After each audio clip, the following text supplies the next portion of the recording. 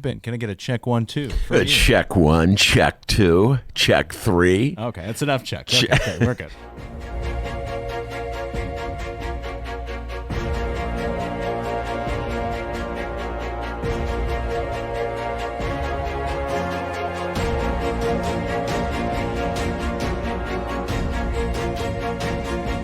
Miles, can I get a check 1, 2 on your microphone? Check 1, check 2. Oh, check that's 1. fantastic.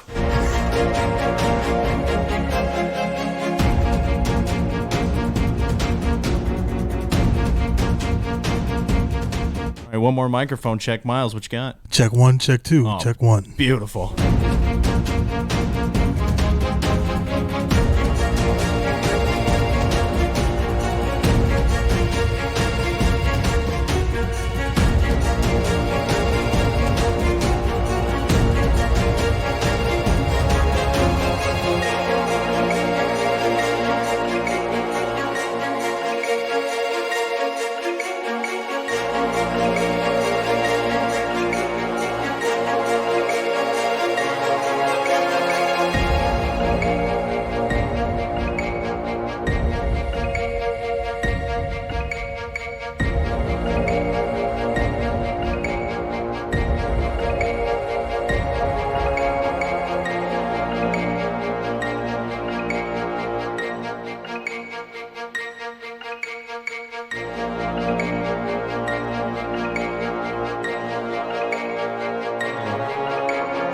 Okay, we're ready. All right. Your Ben Joravsky show for Tuesday, April 23rd is moments away. Ben's reading the paper. He's just getting ready here. That's called show prep. That's people. what it's called. That's right. We're moments away here. But before we get going into the show, we would like to thank the following unions for bringing back the Ben Joravsky show. First, it's the International Association of Machinists and Aerospace Workers, Local 126 in District 8, the International Brotherhood of Electrical Workers, Local 9, and the International Union of Operating Engineers, Local 150. Thank you once again to those unions for jumping on board with us. And of course, today's Ben Joravsky show is brought to you by our friends at the Chicago Federation of Labor. The Ben Joravsky show starts now.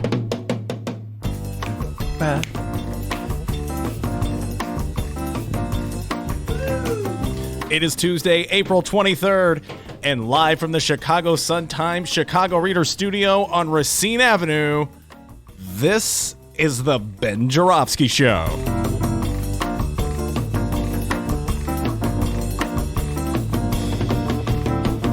Today on the program, our Chicago Reader colleague Maya Dukmasova will join us, and we welcome, for the first time in our brand new studio, the Illinois political know-it-alls, Jacob Kaplan and Dan Pogoszelski.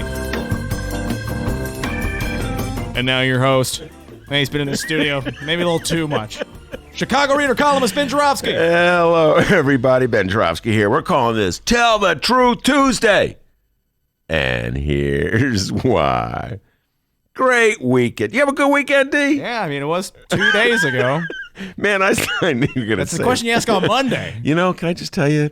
I think I did ask you that question on Monday. Yeah. Did you have a good weekend? Yeah, you knew my answer. It was fine. I had a great weekend. Can I just tell you, I saw First Man. I urge everybody to run to go see it. Of course, it's no longer in the theaters, so you really just running to like watch it on the download or whatever you guys call it. Anyway, streaming, that's what you call it.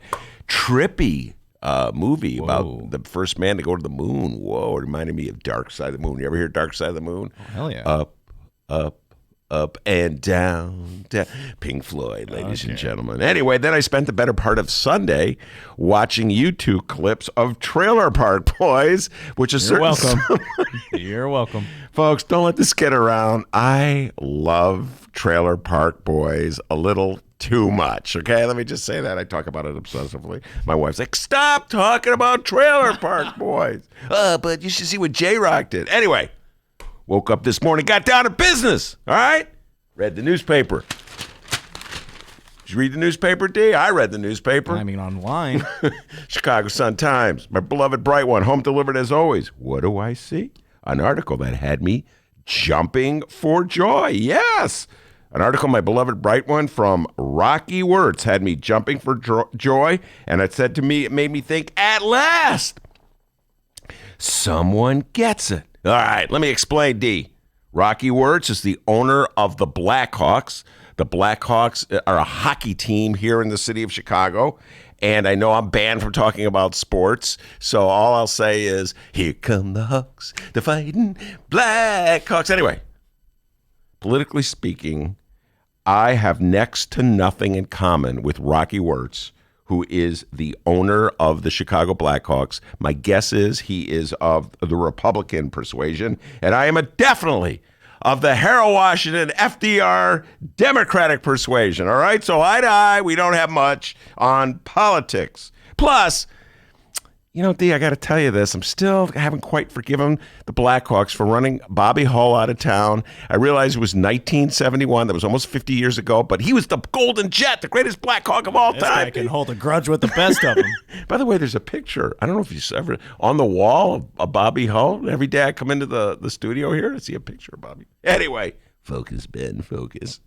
There's something that Rocky Wirtz and I see eye to eye on, and that is, drum roll, please, Mayor Rahm. Yes, indeed. The Chicago Sun-Times got a hold of a top secret memo that Wirtz wrote to Lori Lightfoot explaining what she should do differently to win over the business community. And guess what's at the top of the list of what she should do differently, D? Don't be like Mayor Rahm. That seems like what I always advise her. Look, whatever you do, don't be like Mayor Rahm, all right? Now, let's take a little deep dive in this. Hey, D, what's that thing you always say before you read a quote from Mayor Rahm? Oh, yeah. Mayor Rahm, he's smart. You're not. Yeah, that's the one. Well, apparently, Rocky Wirtz, owner of the Blackhawks, has a similar feeling whenever he hears anything that Mayor Rahm says. And he wrote in his email, which the Sun-Times somehow or other obtained, and I am now going to read to you. Confidence, trust, and transparency need to be restored. We need candid, open dialogue about both short and long-term goals for our city. We need to be on the same page and moving in the same direction. All right, folks, here's the deal. Here's what I say about Mayor Rahm. This is the thing that really irritates me. It pays to be open about what you're up to. Don't patronize. Don't tell us something that we know is blatantly false and say it's true. It's like you're assuming that we're too dumb to understand the difference. To quote Ordell Robbie from Jackie Brown, one of the greatest movies of all time, I'll now quote him, "My ass may be dumb, but I ain't no dumb ass." All right? That's a great quote. Can we get that on a t-shirt? All right? My ass may be dumb, but I ain't no dumb ass. By the way, for 10 trivia points, what actor played the role of Ordell Robbie in Jackie Brown? Dennis? Ice Cube. Miles, do you know? Samuel Jackson. My man! All right. You have a certain father who raised you the right way, boy. What are you saying about my dad? Your dad didn't show you Jackie Brown okay. over and over again. Okay, there's a right way and a wrong way to raise a kid. At a very early age, you take the kid, you sit him down, you go, "We're watching Jackie Brown," and then we're going to watch it 10 times. Keith Cap Porter, good job with this kid. All right, anyway, where was I? Oh, yes, my ass may be dumb, but I ain't no dumb ass. So Mayor Rahm or Mayor Lightfoot or any mayor, if you want to raise taxes to, like, let's just say, finance your little TIF deal in Lincoln Yards, tell us why you have to raise the taxes. Admit that's what you're actually doing. But don't raise taxes and say, we're not really raising taxes, and then celebrate when you get to raise those taxes because you think you got one way off on us because we're too dumb to know the difference. I agree with Rocky Wirtz. Mayor-elect Lori Lightfoot, it's time to tell the truth. We got a great show today, everybody. Yes, indeed. Maya will be here in this very studio, sitting in that very chair, talking all kinds of political everything, okay? Aldermanic prerogative, we may get some Pete Buttigieg judge discussion in, all right? So she's got a lot on her plate. And then, of course, everybody clear out. Because the know-it-alls are making their return. They're rock stars in the political world. Jacob Kaplan and Danny Pogoszelski will be. They are smart and you're not, but in a good way. Not like a Mayor Rahm way. No, no, totally not. And by the way, they're complete, utter, and unabashed, unapologetic political geeks, as am I. We are really going to do the deep geekdom dive. By the way, there's a building on the road, just down the road from us. I see it every day when I come in from the train. Nerdology. Have you seen that one? Oh, yeah. I always say, oh, there's where you're going this weekend, Ben. No, I'm way too cool. I spent my weekend watching Trailer Park Boys. All right. Anyway. You're welcome. Plenty of political discussion ahead. But before we do any of that, the doctor has the news. Hey, guys, I'm Dennis. Live streamers, where are you at? We got Bruce. What? No, Bruce is not on the live chat. You okay, Bruce? We got Anthony, Steven, Fidel. Hey, jump on that live stream. Here we go. Hold on. Oh, there That's we go. the sound of me jumping aboard. And hey, Steven, come on, buddy. It says he put impeach Dennis. Come on, dude. Impeach or peach? Impeach. Oh, come on. No, you know. What's up with that? All right, it's the middle of the day. Let's talk about the national news happening this afternoon. No collusion, no obstruction. Trump's perfect. Mueller's an idiot. Nothing to see here, people. That's the message our friends over in D.C. at the Donald Trump administration are still trying to fool us into believing. Ben, how's that plan working on you so far? Not working too well. Really? Because you know why, D? What's that? My ass may be dumb, but I ain't no dumbass. Well, you can say that a million times over. So as we wait for the other shoe to drop on that one, let's talk about those presidential candidate town halls last night. Whoa. But don't worry, not all of them, okay, guys? How many of them were there? 5. Oh. Yeah, not one, but holy crap, 5 CNN town halls featuring our 2020 Democratic presidential candidates. Yeah, who needs back-to-back playoff basketball or hockey games when you got back-to-back town halls? I love town halls. Oh, okay. Now, the last time we covered a Democratic candidate town hall, it felt like we were in the Twilight Zone because it was Bernie Sanders on Fox News. Yeah, that's right. $27. Oh, 10%. Well, back to reality. Yeah. These were all on CNN. Mayor Pete Buttigieg. Just Shake keep your calling him Buttigieg. that. Keep calling him that. Senator Kamala Harris, Senator Amy Klobuchar, Senator Bernie Sanders, and Senator Elizabeth Warren all participated at a college town hall event from New Hampshire. And since we've covered Senators Warren and Sanders on this program extensively, let's talk about the other 3. We'll begin with the Minnesota Senator Amy Klobuchar. She was asked a question by an audience member during her town hall last night. Let's listen up here. In 2010, you petitioned the USDA to keep frozen pizzas in school lunches, therefore allowing for the sauce to be counted as a vegetable in order to support the business of a Minnesota frozen foods company. Amid the obesity epidemic that has plagued this country for decades, to what extent do you believe that the financial interests of corporations in your home state should outweigh the health of America's next generation? Okay, well, that's a big question. Cheering for the question. Thank you. I don't get it. First of all, I made clear in a New York Times article a few years later when I was asked about that it was just a letter that I had sent. We were in the middle of the downturn, and it was a little more, I would say, complex in terms of the language, but it's a fair criticism. And so I said I regretted sending that letter. It was about trying to keep a company afloat in a really small town that employed a bunch of people. But I think that nutrition is paramount for this country, and that's why way before I was running for president, I said that was a mistake. All right? So let's move on. We'll check in with Klobuchar and Frozen Pizzagate later. Big issues there. Well, no, let me just say this about that. I mean, there is, even though it does sound funny to talk about frozen pizza in the middle, do you like deep dish or do you like thin crust? That's usually like the fun question at the end. Okay, we're done with the geeky, nerdy stuff.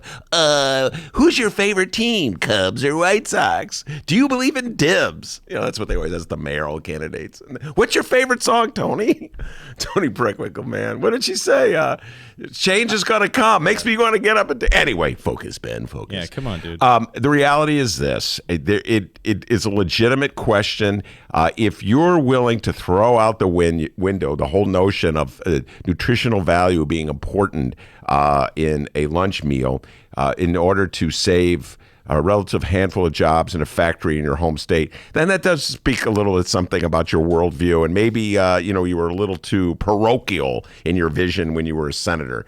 At the same time, those jobs are exceedingly important. So I'd like to think that a senator could find other ways to help keep a factory afloat than just sort of, devaluing the whole nutritional system we have for cafeteria food. So I think it is a legitimate question, even if it sounds funny. Like I said, we'll get to Frozen Pizzagate later here. Let's hear what the other 2 candidates that we haven't really featured on our program had to say. Up next, he's the 37-year-old South Bend, Indiana mayor.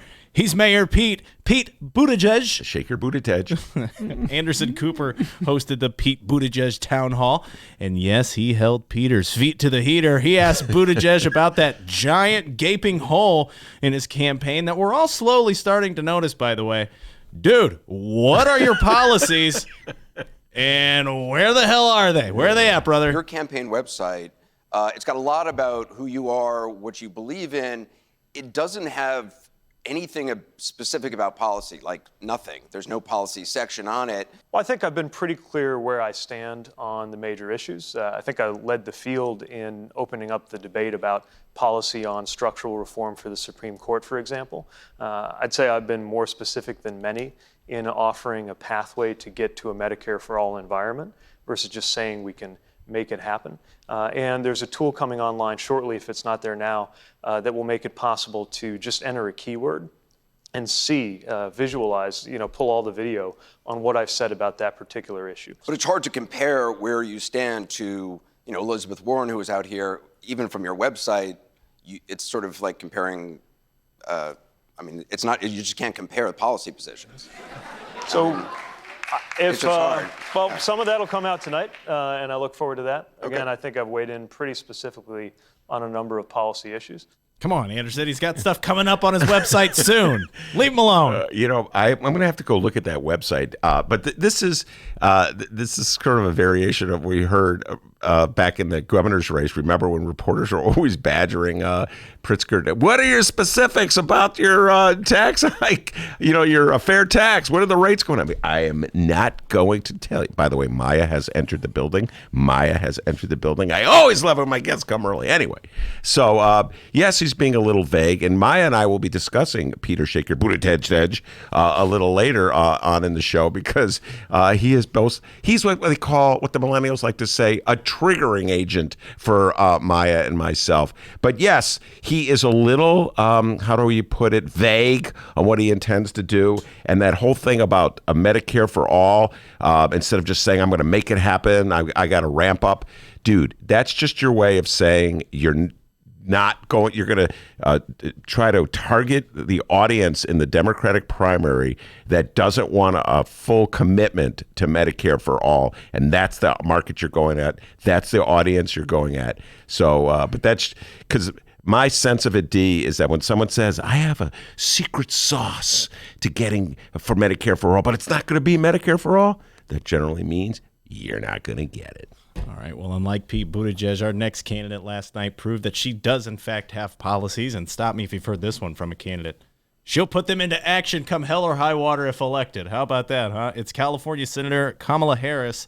Harris shared her plans on gun legislation in America during her town hall. You know what? You want to go hunting? That's fine. But we need reasonable gun safety laws in this country, starting with universal background checks and a renewal of the assault weapon ban. But they have failed to have the courage to act. So, Ben, here's my response to you. Upon being elected, I will give the United States Congress 100 days to get their act together and have the courage to pass reasonable gun safety laws. And if they fail to do it, then I will take executive action. And specifically what I will do is put in place a requirement that for anyone who sells more than 5 guns a year, they are required to do background checks when they sell those guns.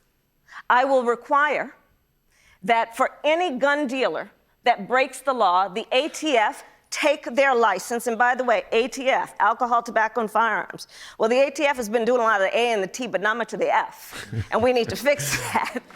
And then, I like that line. on the third piece, because none of us have been sleeping over the last 2 years, part of what has happened under the current administration is they took fugitives off the list of prohibited people. I'd put them back on the list, meaning that fugitives from justice should not be able to purchase a handgun or any kind of weapon. So that's what I do. You know what? I hate to say it. I'm feeling the Kamala. I like that. It was a very specific response to a question. It was the exact opposite of what we heard from Mayor Pete. Mayor Pete get in action. You know, D, I actually, oh my God, this is really going to be geeky and nerdy. I love these town halls. I love the fact that people are talking about these political issues. I feel as though the Democrats are in a position where the Republicans were 4 years ago. If you recall, all the action was on the Republican side. They were having town halls. That's when Donald Trump emerged as quite the character, and he captivated the Republican Party, for better or for worse. I would say worse.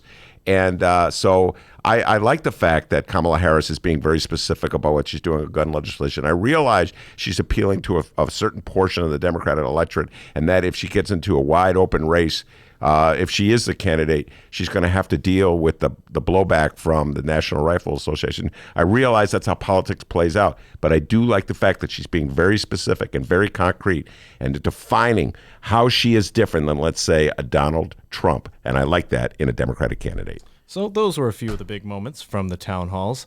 Two more where that came from. Bernie and Elizabeth Warren, shout out to CNN for the audio.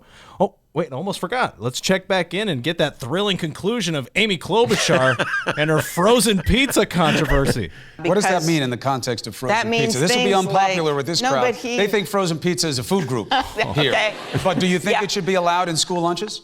It is. I'm not sure what the status of it is right now. This was about how it was counted. Like, Well, was what do it you counted think as a about vegetable? frozen No, pizza? I didn't think that frozen pizza with tomato sauce on it, I do not believe should be counted as a vegetable. Let me make that clear. But No, could I talk get it. about But should it be in lunches?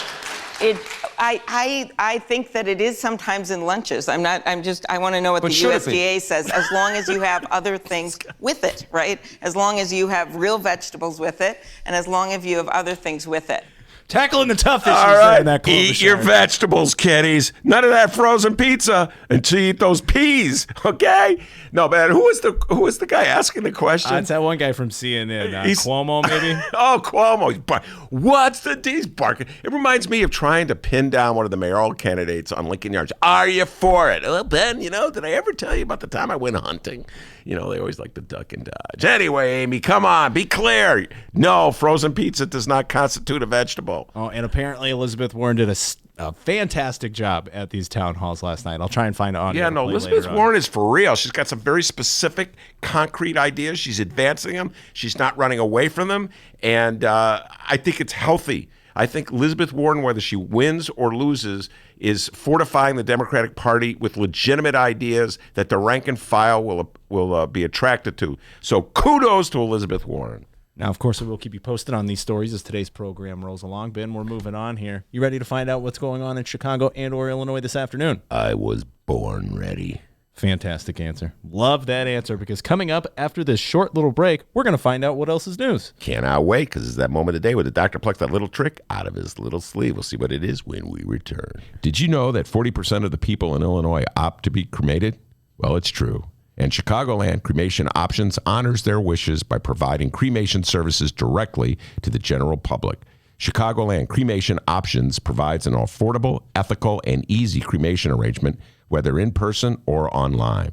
Save thousands and streamline the process by going directly to Chicagoland Cremation Options. It's a family-owned business operated by my good friend, Douglas Klein. Here's how you reach them. ChicagolandCremationOptions.com. One more time. ChicagolandCremationOptions.com.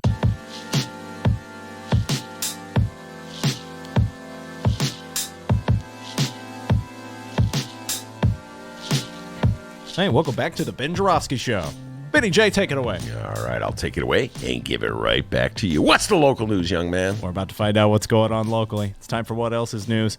And today we're stepping away from the city of Chicago. That's right. We have some state news to discuss this afternoon. And Ben, I hope you brought your A game, buddy, because today we're about to give the governor his first 100-day performance review. Oh, okay, Governor Pritzker. Pretty cool, right? JB!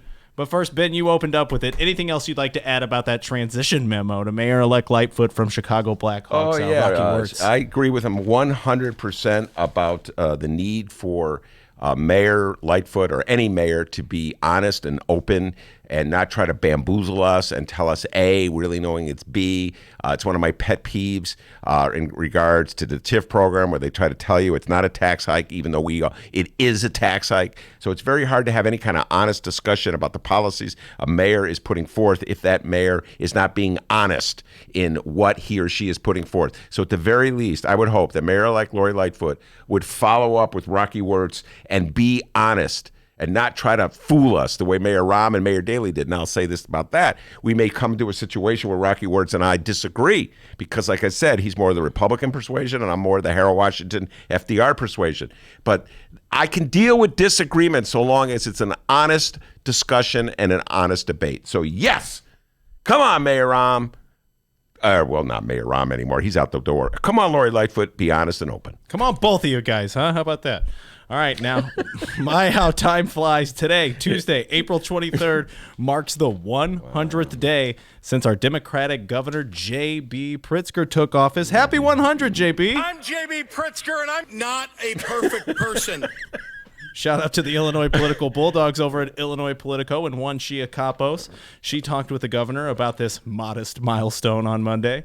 And like we said, with the help of her hard work, we're going to give J.B. Pritzker his Ben Joravsky Show 100-day gubernatorial performance review. Don't look too excited. Oh, come on, man. I'm pumped to give out grades. Now, the governor did make the news today, so before our review, let's go over this. And, JB, this will be going on your file. That's all I'm saying. Okay? In your file. All right. The following comes from the Chicago Sun-Times and Tina Spondelis. Democrats across the country may be split about whether Donald Trump should be impeached following the release of the Mueller report, but Governor J.B. Pritzker on Monday said he has seen nothing to change his mind. Here's the quote from Pritzker Monday. Impeachment or no impeachment, quote, well, I was right 2 years ago, and when I called for his impeachment, and I'm right today. I'm sticking by that. I'm with you 100%, JB. Impeach him. Get it going. I mean, that guy clearly was obstructing justice. And yes, absolutely, they were colluding with the Russians. So stop pretending stuff. Again, it's like the TIFs. Stop pretending it's A when it's B. Yes, impeachment. Sounds like someone may be getting a good performance review. Just saying. Well, that's an easy one, all right? Pritzker then said, quote, I think that the Mueller report is a sad statement about the current state of the presidency under this president, and that he'll work hard to defeat this president in the 2020 elections. Here's more from Pritzker. Quote, I'm not getting involved at this point in the Democratic primary for president, but certainly in the general election, I'm going to work hard for whoever that nominee is. All right, I hear. We all will be supporting that nominee, I'm sure. But we're curious what his views are on frozen pizza as a vegetable. Ever since that Klobuchar moment, me as well. Move all the other issues aside, that frozen pizza one. All right, no more stalling. JB, you're in the hot seat, buddy. It's time for our JB Pritzker 100-day gubernatorial performance review. Ben, grab a notebook. All right. First, we'll cover Pritzker's performance thus far as a public figure. Well, now, this may not be true after our current president's tenure, but it's always important for a governor to present himself well with the public. Yes. Here. And we can already tell you this, compared to the last governor, boy, that new guy is way better at being a public figure. My goodness, way better. Yay for our teachers! Yay for our teachers! Illinois Governor Bruce Rauner. That's right. So he's got that going for him. Yeah. Illinois Politico reported that Pritzker and his wife, MK, entertain regularly. They've hosted dinner parties and cocktail hours for Democrats and Republicans alike. Okay, have you been invited to any of those? Oh, never. Miles, have you been invited to any of those? Maya, you've been invited? Come on, JB, invite Miles and Maya, all right? Sounds like maybe losing some points on that performance review. Yeah. And get this, on Pritzker is known to invite groups of lawmakers for an evening away from the State House. Oh, hell, where do they go? Doesn't say, I don't know. So add that, plus the fancy suits and sweater vests and winter fleeces he wears all the time. I must say, a way better look for a governor than those Carhartt coats. Yay for our teachers! Yay for our teachers! And people have been saying that JB's a pretty approachable dude thus far. Ben. That's what Martwick told us. Remember that? Rob Martwick said that. So, Ben, what grade are we going to give J.B. Pritzker for his public figure performance? All right, I'm grading on a curve here, which means I'm taking into consideration the grade I would give the previous governor, who was thoroughly unlikable. This is, by the way, more advice for Lori Lightfoot. You don't have to be unlikable as a public figure. There's a certain amount of, even when you put the policies aside, there's a certain likability factor that plays a role in just inspiring people's confidence in a leader. So I'm going to give him an A- on this issue of just presenting himself to the public, being a likable character. Definitely, again, I'm grading on a curve compared to the last guy. All right, A-.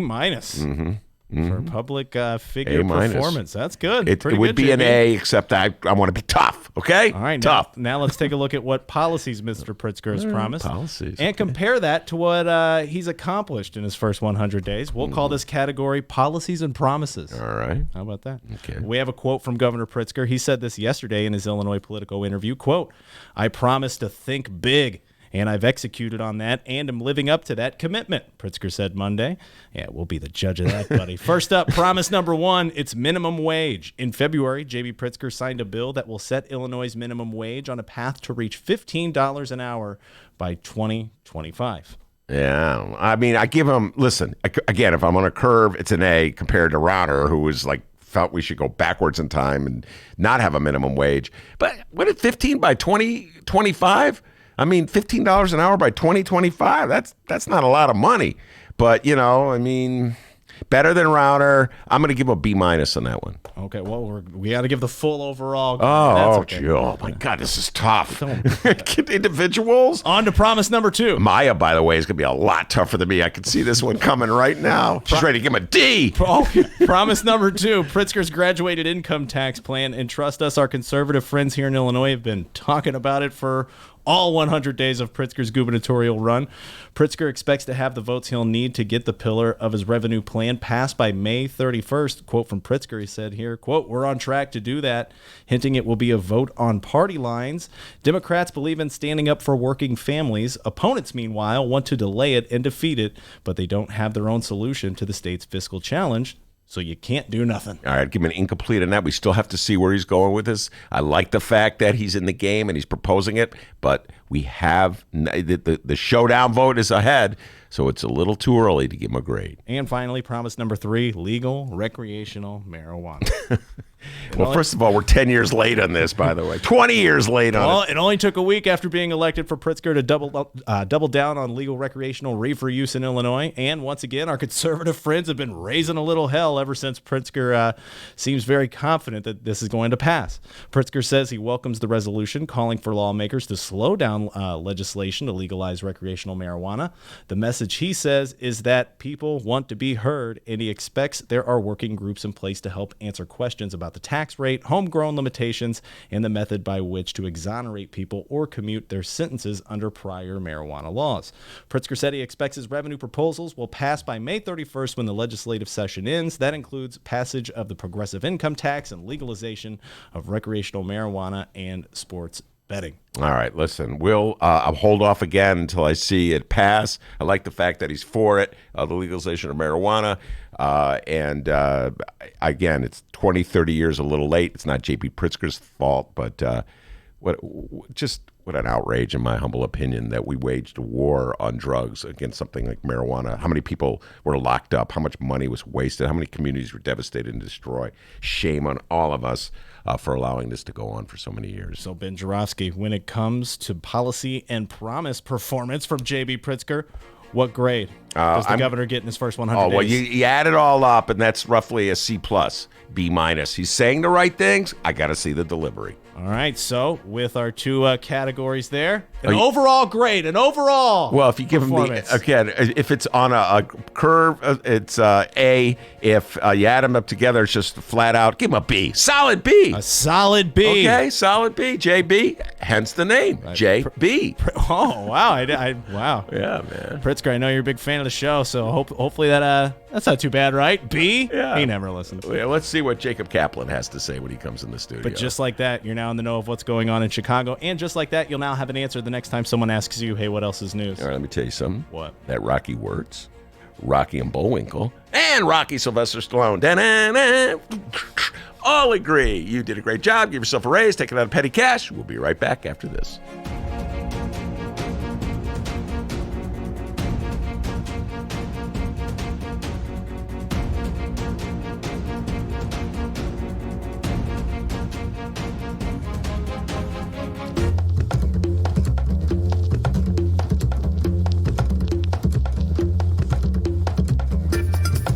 Hey there, producer Dennis here. Thanks for finding and listening to the brand new Ben Joravsky Show. All right, so here's how this works.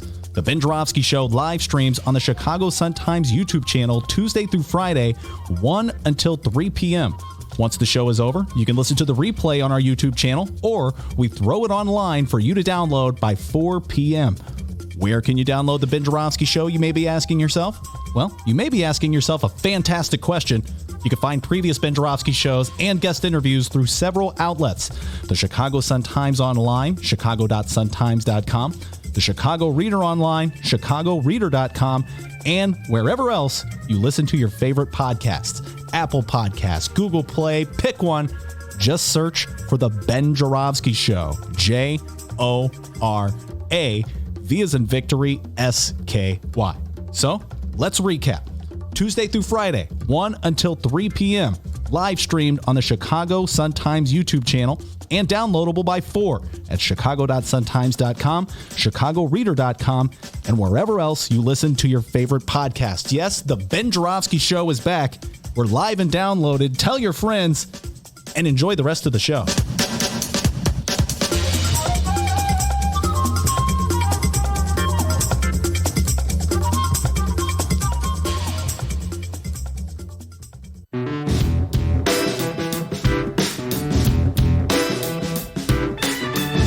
Welcome back to the Ben Joravsky Show, live from the Chicago Sun-Times. Yes, indeed, we are back. We are live from the Chicago Sun-Times in the studio with me, ace reader, writer. Man, people have been waiting for Maya. She wasn't here last week. You were doing an interview, right? Yeah, I was busy working on a story, so I couldn't make it last week. Just guilt trip me there. Okay. She was busy working on a story. She couldn't be here last week. People were going, where's Maya? Well, she's right here, right now. So before we move on, I promised the people you would weigh in and give J.B. Pritzker some sort of grade, or, you're just a general feeling if you don't believe in grades. I'm going to give him an incomplete. I'll give him an incomplete. I mean, look, let's see some of this stuff actually brought to fruition. I feel like it's a little too early to rest on his laurels, and you're totally right that this whole thing with the minimum wage, while commendable, like by 2023, 2025? I think it's 2025. 2025. So that's 6 years from now. What is $15 going to be worth in 16 years from now? Yeah. So, I mean, 6 years from now. Like it's the goal. The goal is for people to have a living wage. Do you know what it would be like to live on minimum wage for 6 more years if you're working full time in a minimum wage job? That's 6 years. That's like half of your children's schooling. Mm-hmm. That's like the time that your children go through elementary and most of middle school. Like that's like a lifetime. 6 years is a lifetime that can change someone's life in irrevocable ways if they're living in poverty. Yeah. So, yes, great, but like this is not enough. This is not enough and not soon enough. Well, this gets into we'll be talking about this later, I know, undoubtedly, when we get into our talk about the presidential campaign and what the Democrats are doing. But you're right. In many ways, Democrats sort of, in order to compromise and make themselves look reasonable, to get something passed, will dilute the program that the rank and file really wants. This is just the reality of being a Democrat in a country where the discussion is so far to the right. I mean, a child who's in kindergarten this year, who just started school, they will be living not at living wage level for 6 more years. And by the time we get to 2025, that $15 an hour is no longer going to be the living wage. So we're essentially not doing anything to get people onto a level of a living wage if they're working a minimum wage job.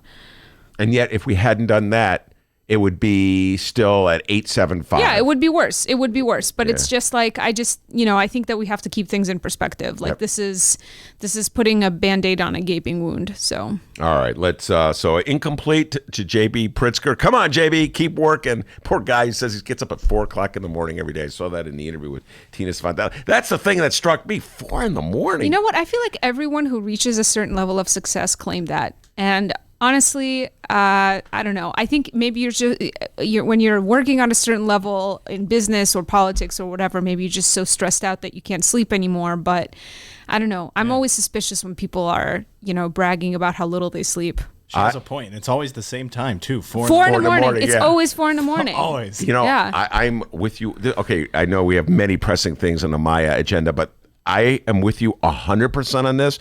First of all, many nights I don't go to bed until 4 in the morning. Like lately, I've been reading Robert Carroll's book. That's a whole other discussion. I'm utterly obsessed with Robert. Oh, yeah. His That's like newest book. goals. It's just so I hear I have 4 in the My morning. idol. I know, Robert Carroll. Let's take a moment to say thank you, Robert Carroll, for everything you do. The great investigative journalist.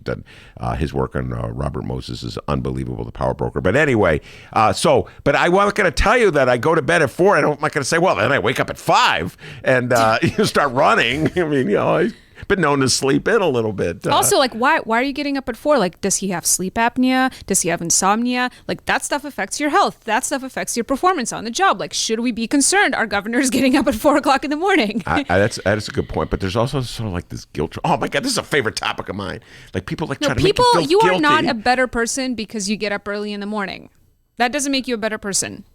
Say that again one more time. It doesn't make you a better person to get up at 4 o'clock in the morning. Thank you. It just makes you a sleepier person and then maybe make you more dangerous. By the way, we got to get some Maya t-shirts. I'm always talking about Ramana t-shirts. We need some Maya every Tuesday in the bedroom. I'm on it. All right, let's get those Maya t-shirts out there. Doesn't make you a better with you 100%. All right, quick Maya update on the automatic. I think automatic races are officially over, correct? As of last Thursday, the results are finally tallied. Everything is now official. So those 3 races that we were watching that were still sort of on the fence, the 5th Ward, 33rd Ward, and 46th Ward, we have our official winners. So in the 5th Ward, South Side, Leslie Hairston has hung on to her seat. She won by more than 100, maybe even more than 200 votes. It was for an aldermanic race, quite a big margin.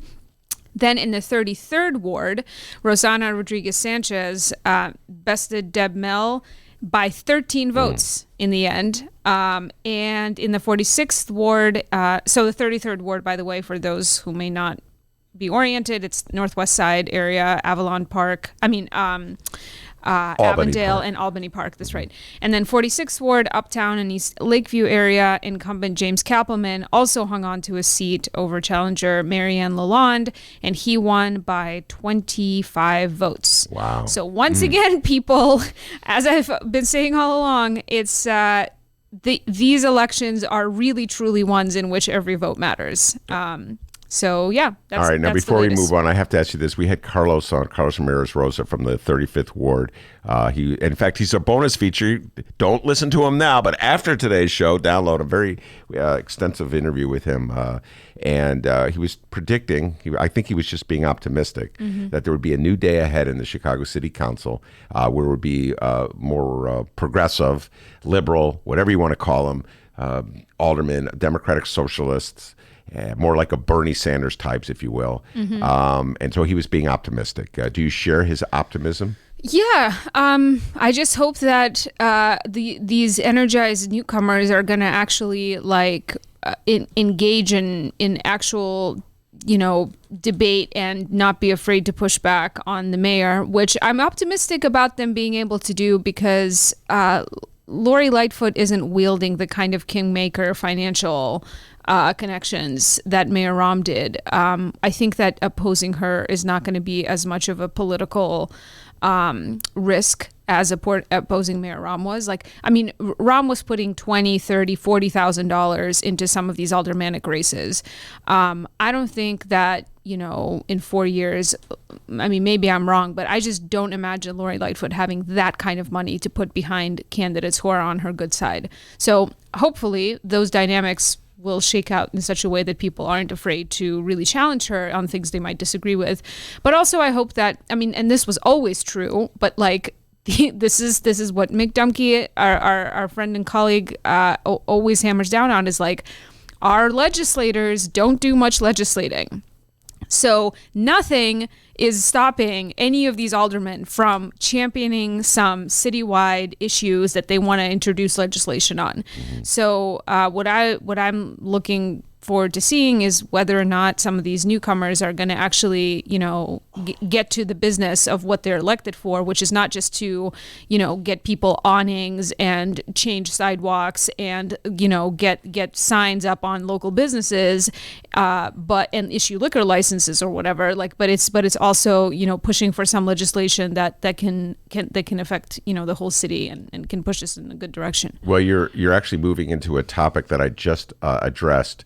It hasn't come out yet in the Reader. We'll talk about it. The whole issue of automated prerogative, what it means, and what it means, how it's being used politically at the moment. But before we get to that, there's something embedded in what you said. There's an underlying assumption. And you were saying, and I'm paraphrasing, that you're hoping that the 6 new Democratic Socialist aldermen will not throw away their ideals and values when it comes to confronting Lori Lightfoot, but will push on for them. That the underlying assumption is that Lori Lightfoot herself does not share those progressive values, and that they will have to challenge her. Do you have confidence, any confidence whatsoever, that Lori Lightfoot will be a progressive? I think she made pretty clear, right now, it's hard we don't have a lot of new data points, but essentially, she showed a lot of cards about the kind of person she is and what her values are during the campaign. So I think it is safe to say that some of these 6 DSA-backed aldermen are not going to be on the same page with her about a lot of things, but there's plenty of people in city council who are sort of more moderate, and who I think would generally be predisposed to be allied with her. And what I was saying about how whether these 6 folks are going to push back on Lori Lightfoot, I would say that extends to the whole council. My point was just that it's not an excuse to rubber stamp vote with Mayor Rahm just because he finances your campaigns, which is what has been happening for 8 years. But my hope is that the fact that Lori Lightfoot it's very unlikely that she's going to have the kind of financial clout that Rahm did, that she's going to be able to dole out $20,000, $30,000, $40,000 to re-election campaigns of incumbents who are going to rubber stamp with her. I hope that motivates some of these aldermen to actually, grow a spine and engage in a real way in debate and discussion, and not be afraid to vote no on things they disagree with or that their constituents are, pushing them to disagree with. All right, and one thing I cannot let escape, you weren't here last week, so we sort of missed a discussion with you about how Lori treated the Lincoln Yards and 78 Mega TIF deals. The way that Amy Klobuchar treated lunchroom pizza. Whoa, I love that transition. I'm not quite sure I see it, but go ahead. Just not really taking a stance. Calling for a delay and then saying, well, the votes are there. That's all of it is just dancing around the point of will you say if pizza should be included, frozen pizza should be in school lunches or not? How hard is that to take a stance on? If you're a parent, do you want your child eating frozen pizza for lunch? If you can't take a stance on something like that, especially when it's something that you kind of have this, you may not have a lot of direct control over, not taking a stance on it is pretty cowardly, I think. So yeah, I wasn't impressed with the way that Lori just sort of, rhetoricked her way around that issue. Well, I've been under siege from Lori Lightfoot fans since I wrote a column last week. Wow. Congratulations. I'm so shocked. And they're very upset with me at the moment because I was profoundly disappointed, and I expressed that disappointment in her inability to confront that central issue about how we're raising taxes to underwrite a wealthy development in an upscale neighborhood at the time when we have these pressing financial issues. I don't understand how a mayor who just got elected with 75% of the vote does not claim a mandate to take a strong stand on issues that she ran on. And the conventional wisdom, follow me in this, Maya. We didn't have this conversation last week, so it's good we have it now. The conventional wisdom in Chicago is that she would have lost the vote, so don't take the stand because you're worse from taking a strong stand and losing. I don't buy that at all. I'm just curious what your thoughts about the conventional wisdom in Chicago is. Yeah, I don't buy that at all. It's, wait, what? I actually, say that again. Okay, what is the risk for her to take a stand against? Because the conventional wisdom, I'm now expressing, don't get mad at the messenger. I'm just expressing the conventional wisdom, doing my best to paraphrase it as strongly as I can, is that if she takes a strong stand against the handout for Lincoln Yards in 78, and then the council votes for it anyway, she will have lost and she will look weak and she will be entering office. What? To who? What? Okay. This is the conventional wisdom that governs Chicago. I mean, I don't know. I think you just looking weak by I don't know. I don't see. It's very hard for you're asking me to comment on something it's very hard for me to relate to people who view these decisions in this way. I am just a person in the city. I am whatever, I'm a reporter, but I'm also just a constituent who, when I look at how my elected officials are acting, I'm not when there's a divided vote on something the mayor wants and it doesn't pass unanimously, I don't see that as the mayor's weak. I mean, I see that as an expression of people not being with this idea, which makes you think, maybe this idea the mayor's pushing isn't so great. Maybe I should think about this more and look into it and figure out what's going on. Because if there's not a unanimous vote, that means that there's something contentious about this. This is why it was so important for Rahm to have these unanimous votes, because I think it further pushes the snowball down the hill that there's nothing to worry about. Everything is fine. Everybody's all okay with everything. Everything's 100% cool. What? I don't know. If you're a mayor and you're really trying to a new mayor trying to stake out a position and ground different from your predecessor, I don't know what could look stronger than saying no, this is a bad idea. Despite however many votes there are for it. I completely agree. Not only that, if you stake out a position in opposition to the main one that Mayor Rahm and his council allies are opposing, you will force the mainstream media to address the specifics of the debate. They'll have to present your argument. They'll have to present Rahm's argument. And there's a chance that the larger public might be, learn something. I know I sound naive saying this, but democracy might work. We have an open discussion about this enormous expenditure that we've now approved. The city council has approved. But if Lori Lightfoot had stood up and said, no, I'm against this and I want you to vote against it and here's why, then they would have forced an analysis. The other side would have had to counter her. There would have been a debate in the city of Chicago. Instead, by not confronting the issue, she allowed this matter to roll through. We didn't have a debate. And it makes me wonder if she even has an analysis. I understand the sort of, spokesman, whatever, the communications gamesmanship around tiptoeing around this. But I also I don't know. I don't know if she actually has an analysis. This is part of what I'm so curious about her. What is her how does she think about these issues? What is her?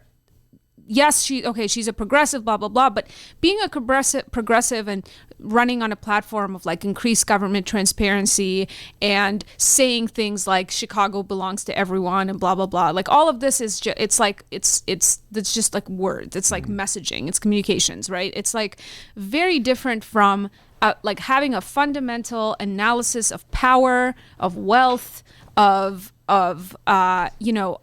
access to to the decision making that happens in the city, and just everything she's put out since she's been elected.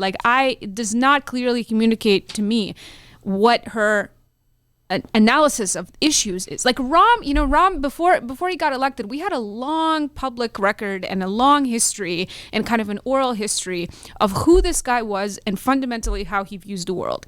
That he, how he sees winning and losing, how he sees, what being a team player means, how he sees power, right? We don't have any of that about Lori. And like none of this, her stances on all these issues since she's been elected, like everything she's put out, like doesn't illuminate for me anything more about those fundamental issues about her. Right. We're going to have to see this as it unfolds. Now, first step of the way, one of the first issues, and this is a transition, along the lines of what you're saying, where you say you craft certain messages to sort of send a narrative out or send a worldview out that's very reassuring to people, has to do with the issue of aldermanic prerogative. I just wrote about this. This is on my mind.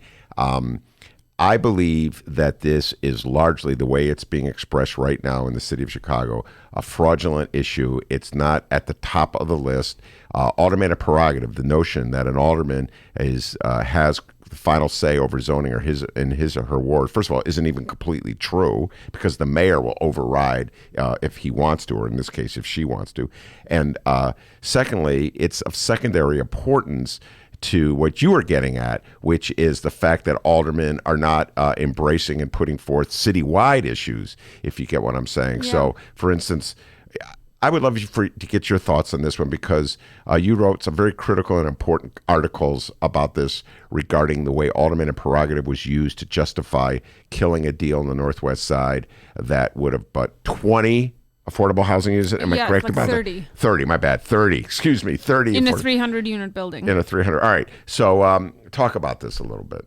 Talk about the issue as it went down on the Northwest Side. Yeah, so this is like a little bit of I feel like this is getting to be a pretty old story now, but essentially there was a proposal to build a luxury apartment building in near O'Hare, near the Cumberland Blue Line stop, next to that like Marriott hotel that's over there now. And this is the 41st ward, Anthony Napolitano's ward. And the developer wanted to build a 300-unit building with mostly studios and one-bedroom apartments, kind of luxury units. And they initially were going to have some affordable units on site, but then others they were going to pay the opt-out fee on. Mm-hmm. And then over time, they decided that they were going to put all 30 of the required affordable units on site. And there were some Alderman Tom Tunney specifically, and some various community groups that were advocating for affordable housing that sort of pushed the developer to include all the 30 units on site. And Alderman Napolitano opposed this, saying that his community doesn't want this density. The opposition to this building had its roots directly in, a general swell of anti-affordable housing sentiment on the Northwest Side in the spring of, I think it was like 2017. And basically the building in the end, this building needed zoning approval from city council, and the developer did not get the zoning approval because Alderman Napolitano essentially lobbied his fellow council members to vote no, because it would have meant bringing, this type of development that he didn't want, that he said his community didn't want, into the ward. So there was an example of aldermanic prerogative, which is that, the other aldermen respect what it is that the local alderman wants and vote in the way that he's asking them to, or she's asking them to.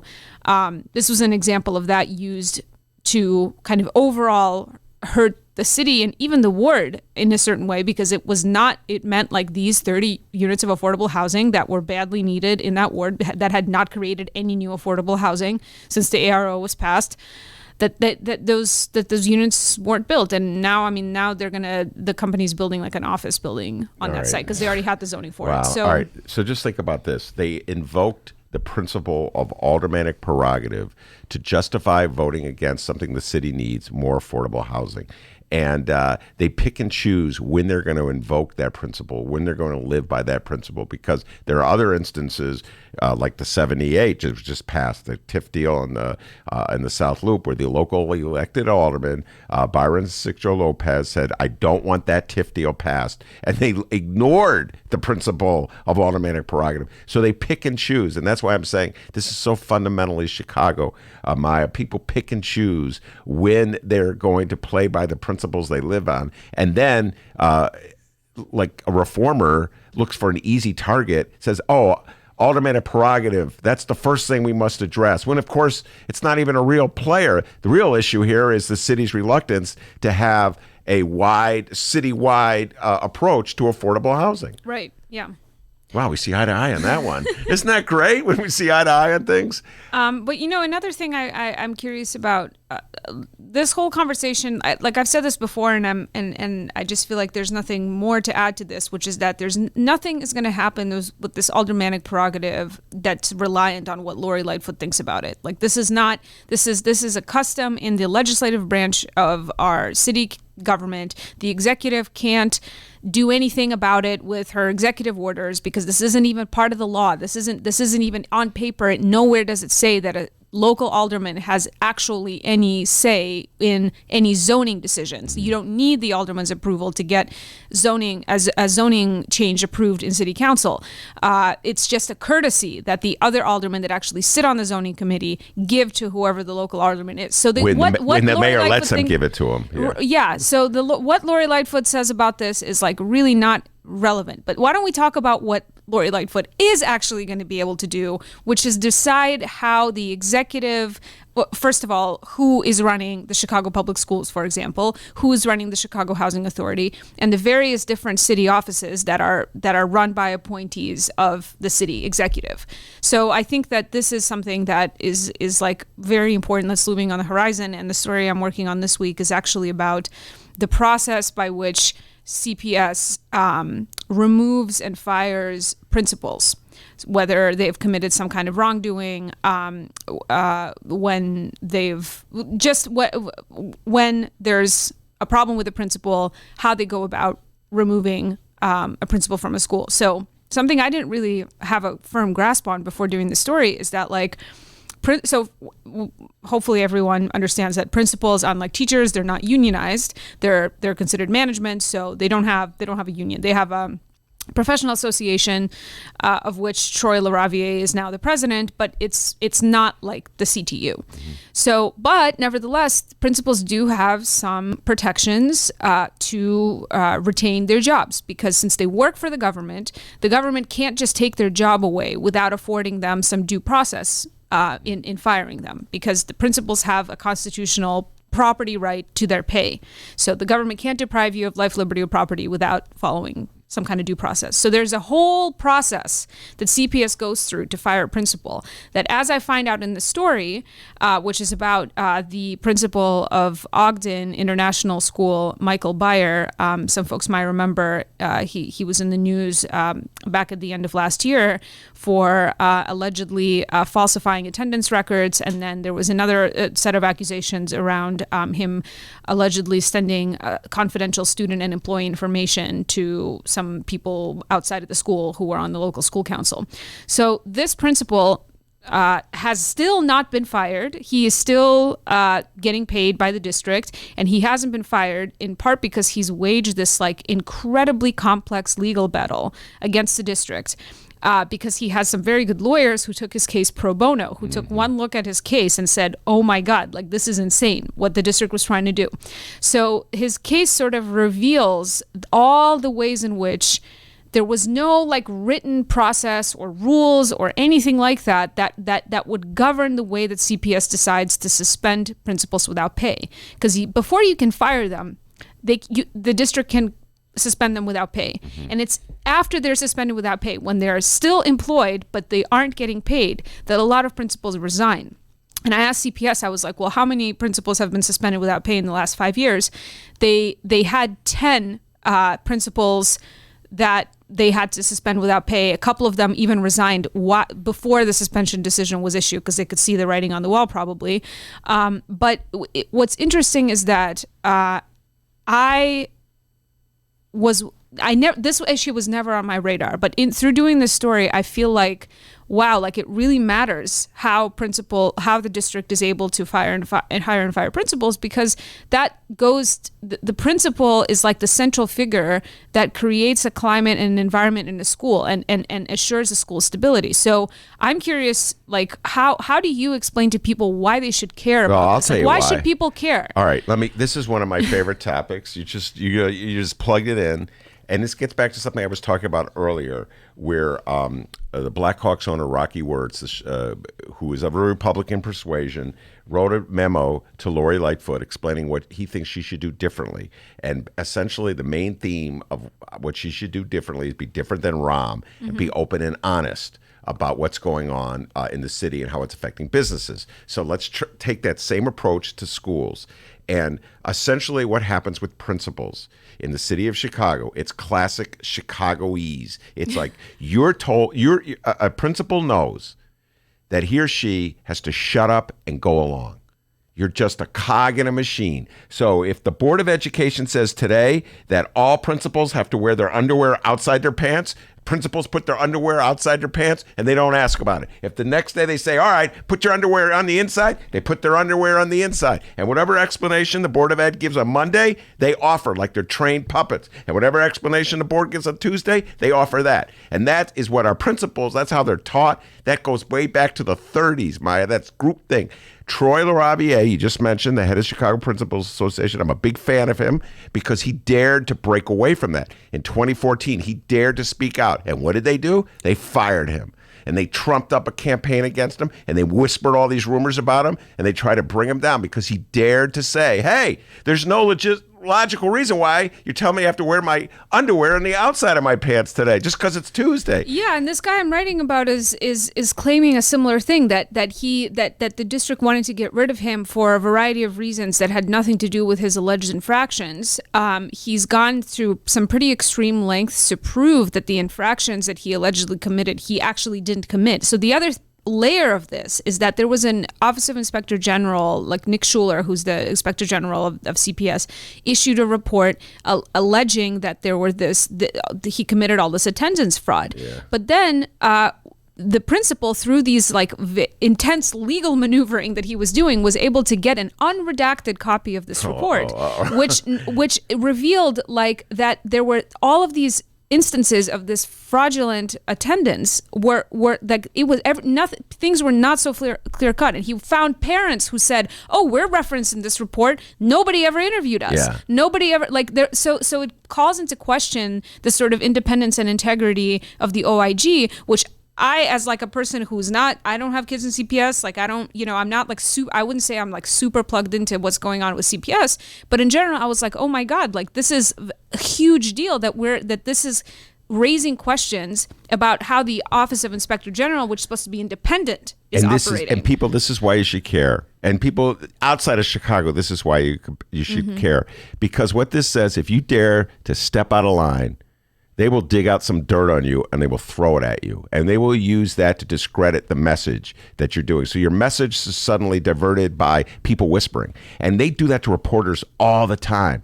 To reporters? Yeah, no. When let's say, just throwing this out here, Miles comes out with a statement that says XYZ, showing that the city is doing something wrong. Mm-hmm. The city officials, when reporters call for comment, they'll go, well, let me tell you about Miles. Did you know this? This is off the record, by the way. Yeah. They poison you with these little details. Yeah.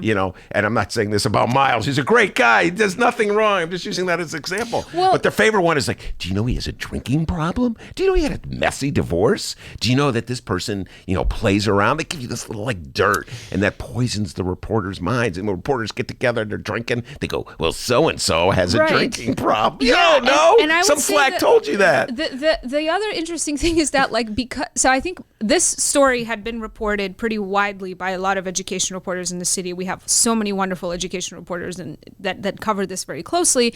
But I will say that the way that this guy's story has been covered is that this guy's responsible for this fraud. Yeah. This guy's responsible for this data breach. OIG says he did it. This is what's being reported. So it's sort of the perspective of the school district and the OIG that gets reported first. That's the news. And I came to this story from a completely different situation. Another reporter who actually also doesn't report about schools told me hey, have you seen what's going on here? And so I'm entering it not beginning with CPS, which I think gave me kind of a different view. Always good. Always good. Pretend as though Chicago is a distant planet, and you just came to it from nowhere else, and suddenly don't accept what they tell you in Chicago. All right, the doctor says we got to take a break. We have Danny P. and Jacob Kaplan here. I love when my guests come early, but you know what? I gotta get Maya's thoughts on on Elizabeth Warren and Pete Buttigieg. So we'll be right And back. you know, out of all the examples, why'd you pick underwear outside of the pants? I don't know, because Woody Allen did that from a movie. I forget what movie. Jacob Kaplan. What was the movie? I think Woody Allen is canceled. He doesn't know. There's nobody of a generation. Bananas. Woody I Allen believe. is canceled, Ben. You got to find a better example. Do I have to? It's sort of like the whole Michael Jackson thing. Do I have to just like pretend I don't like Michael Jackson music? Anyway, we'll be right back with Maya on Pete Buttigieg right after this. The Ben Joravsky Show is brought to you by the Chicago Sun-Times. For the latest in Chicago and Illinois news, sports, weather, and the latest in national news from a real Chicago frame of mind and real Chicago writers, check out the Chicago Sun-Times. Read the daily paper or online at chicago.suntimes.com. And hey, if you have a little extra cash, subscribe. And by the Chicago Reader. For a deeper dive in the daily Chicago news and for all of what's going on in this city, you gotta read the Reader. Music, arts and culture, film, extensive event calendars, concert listings, and more, including weekly political columns from writers like Maya Dukmasova and, yes, our very own Ben Joravsky. The Chicago Reader is free in newsstands and at chicagoreader.com. That's chicagoreader.com.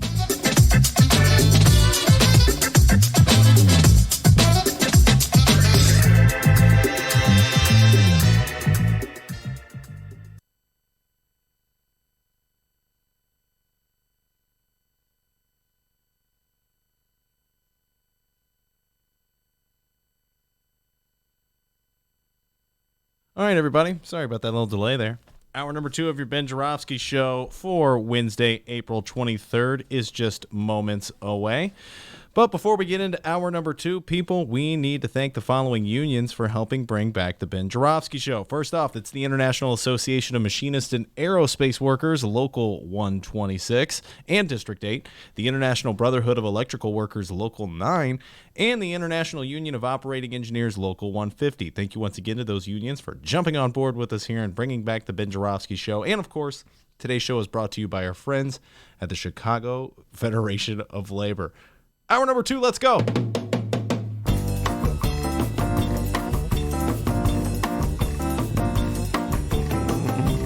It is Tuesday, April 23rd, and live from the Chicago Sun-Times Chicago Reader Studio on Racine Avenue, this is the Ben Joravsky Show. In this hour of the program, we still got Maya Dukmasova in studio, and we welcome to our brand new digs, the Illinois political know-it-alls, Jacob Kaplan and Dan Pogoshelski. And now your host, also an Illinois political know-it-all. It's insane. Chicago Reader columnist Ben Joravsky. Yes, indeed. Always loved having Jacob Kaplan and Danny P. in the studio with me in the old show, and it's great to have them back on the new show. I want them to be carefully listening to what Maya has to say. We're going to do a little, we're going to take a little detour. Usually Maya and I talk local politics, not just on this show, but in our podcast with the Reader, Backroom Deal, which we'll be bringing back. We'll be doing more episodes of that. Stay tuned. Stay tuned. Dr. D will be producing that. Steven wants a Maya t-shirt on the live chat. I want Maya t-shirt. All right, somebody, we need a Maya t-shirt and we need a Romana t-shirt, all right?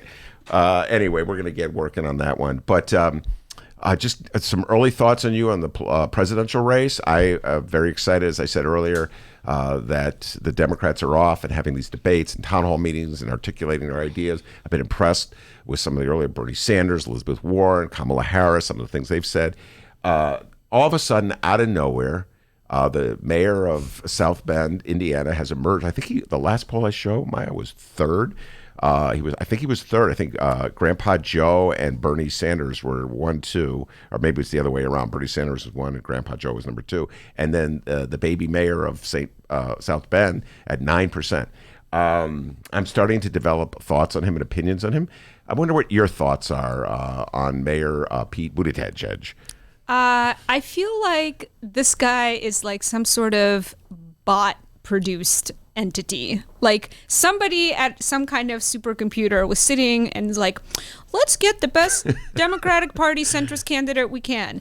He's got to check all the identity boxes. So let's make him young and a millennial and also gay, and he's the mayor of a small town. But let's also, make him sound like reasonable and common sense. I'm putting this in scare quotes, like something that's not too offensive to people. So, I think that the best possible take I've seen on him so far has been this incredibly long, eviscerating article in Current Affairs that just like digs deep into this guy's record, and specifically in the way that he presents his story in his own autobiography.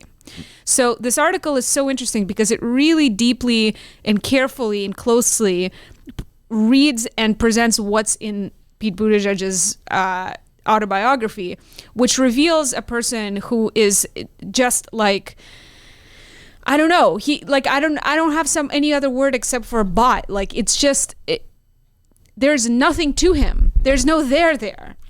I mean, yes, this guy's like been in Afghanistan and been a Rhodes Scholar and all these other things, but the main point that the writer of that article makes is that he's in it for himself. Like there's no track record whatsoever that indicates that he actually has something he cares about that he's fighting for other than himself. All right. So I'm deeply, deeply skeptical of this candidate, and I just in a field where we have people who are proposing just real policies, like real ideas.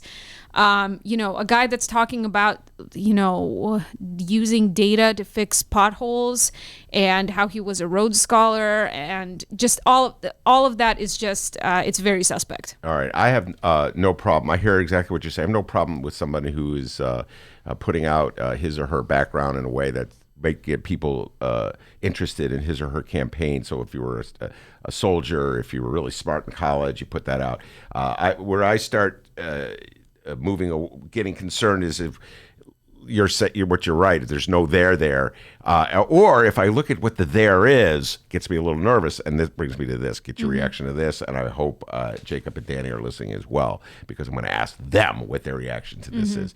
But this has to do with an issue that I think is really important for Democrats to embrace, and that is the whole issue of the affordability of higher education, or the affordability of post high school training of any kind. Right. And so many of your generation, so many millennials, so many even people in their 40s are saddled with huge debts that stay with them forever because they wanted to go on and get that advanced degree. Yeah. And people like Bernie Sanders and Elizabeth Warren and Kamala Harris to a certain degree are advocating specific proposals that would either make college free or help people reduce debt or eliminate debt, et cetera, unpack that.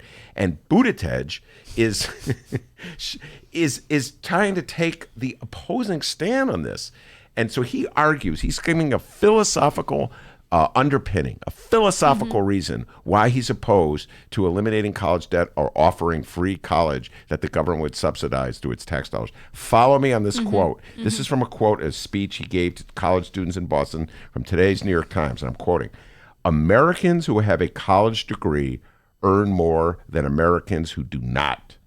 As a progressive," this is Buttigieg, "as a progressive, I have a hard time getting my head around the idea of a majority who earn less because they didn't go to college, subsidizing a minority who earn more because they did." My God, that is like Bruce Rauner rhetoric right. coming out of a guy who's trying to put a progressive spin on it. Right. It's like... Yeah, that's straight from a McKinsey consultant, which is exactly what he was. What do you mean it's straight from McKinsey? Like that logic is like just straight out of a McKinsey consultancy machine that creates rhetoric for politicians to continue doing really bad things in this country, in other countries. I mean, this is why I keep saying to people they need to read that Current Affairs article. But yeah, I mean, it's like the idea that this debt relief would be subsidized by the poorest Americans who don't have a college degree, rather than by like corporations and really rich people. Like it's insane. Like it's just trying to play to the Trump voters who think that it's going to come out of their pocket if we do this. So it's totally absurd. It's also like it's incredibly. It really shows how out of touch he is with what your typical college graduate with student loan debt looks like in America, because he is the son of 2 Notre Dame professors who went to Harvard and then to Oxford. Like, I'm sure that he doesn't know what the average American who has college debt, has student loan debt, who has a college education but still is working a minimum wage job, what that reality is like. So, and maybe he does have some idea, but he doesn't care, because this is all about rhetoric. All of this is aimed at people who he's judging are gonna decide this election, which is the same people who voted for Donald Trump before. So, so his strategy is to get the proverbial swing voter in Virginia or Maryland, David Axelrod's swing voter, and assume that the Danny Pokoshelskis, the Jacob Kaplans, the Dr. D's, the Miles, and the Bens are just going to have to vote Democrat because they have no choice. But we can get that swing voter who, I don't know, I can afford my kids' education. I don't know why I have to pay for somebody else's. Get that person to swing and vote for it. Yeah, and I think this is a really great illustration of this issue I saw on Twitter the other day is Abigail Disney, who was the granddaughter of Walt Disney's brother and is part of the Disney family, who is also like quite a prominent philanthropist and has basically pledged to give most of her billions of dollars away over her lifetime, was tweeting about how, was shaming the corporate leadership of Disney, the corporation, for taking all of these bonuses from the Trump tax cuts rather than raising the wages of the lowest paid workers at Disney. And she had a really long tweet thread all about how much it would actually cost the rich people running Disney to redistribute that wealth into higher wages for their lowest paid workers. And it's literally on the order of maybe I won't be able to buy a third boat. Maybe I won't be able to buy a second jet. Maybe my salary, my over $100 million salary is, $10 million less this year. So all of this has to be kept in perspective. Any kind of large social welfare policies in this country can only come at the expense of the rich, because that's where most of the money is. Yeah, it's not going to be coming out of the pockets of people who didn't go to college. Yeah, I agree with what you just said, and he effectively is. I think about it, undercutting what J.B. Pritzker is trying to do here in the state of Illinois by forcing that issue of how we need a more progressive tax to offer college. By the way, why just limit yourself to college degrees? Why not just say job training in general? If a kid comes out of high school at age 17 or 18 or whatever, and he or she wants to become a mechanic, or he or she wants more of a blue collar vocation, why not training for them? Why not pay so they go to, they can go to their local junior college and get the degree or the training they need? You get what I'm saying? Mm-hmm. But by concentrating just on college students, you're right. It's like a McKinsey report. Mm-hmm. He's very it's very detailed attempt.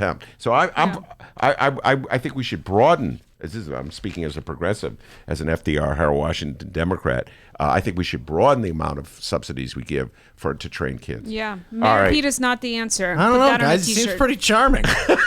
I hear all what you're saying, but boy, he's charming. Yeah, he's so sweet. All right, that is Maya Dukmasova, and it's been always a pleasure talking to her. We let it go a little longer. We got Jacob Kaplan and Danny Pokoshelski sitting on. We're going to continue probably the conversation, some national political talk, some local political talk, some state political talk. We got the know-it-alls in the studio. So Maya, thanks so much for coming. It's always a blast talking to you. See you next week. See you next week. We'll be right back after this. Hey, everybody. What you're about to hear are the piano stylings of Jeff Manuel. Man, listen to Jeff go. Jeff Manuel has been playing piano around Chicago for years. He's played for conventions, for celebrities, played in basement bars with blues bands. He's played at prestigious social clubs, fine restaurants, and in the intimacy of private homes. Book Jeff Manuel at jeffemanuelpianist.com. Don't worry, I'll spell his name at the end of this commercial. You know what Chicago Magazine said? They said that Jeff Manuel is, quote, as comfortable with Chopin as he is with Cole Porter. He's excellent and his performance is joyous. He offers an elegant stream of compositions and interpretations that entertains the mind but won't hurt the ears. To hear more of Jeff Manuel's work and to book Jeff for your next event, go to jeffmanuelpianist.com. I'm going to spell it out for you, people. J-E-F-F. M as in Mary, A, N as in Nancy, UELPIANIST.com. Take it away, Jeff Manuel.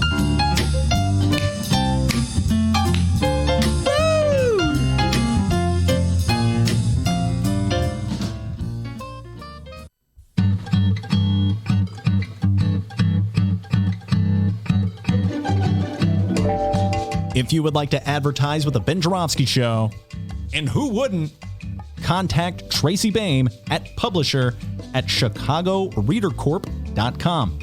We have several advertising options for your business or organization, and quite frankly, we would love nothing more than to tell our listeners all about it.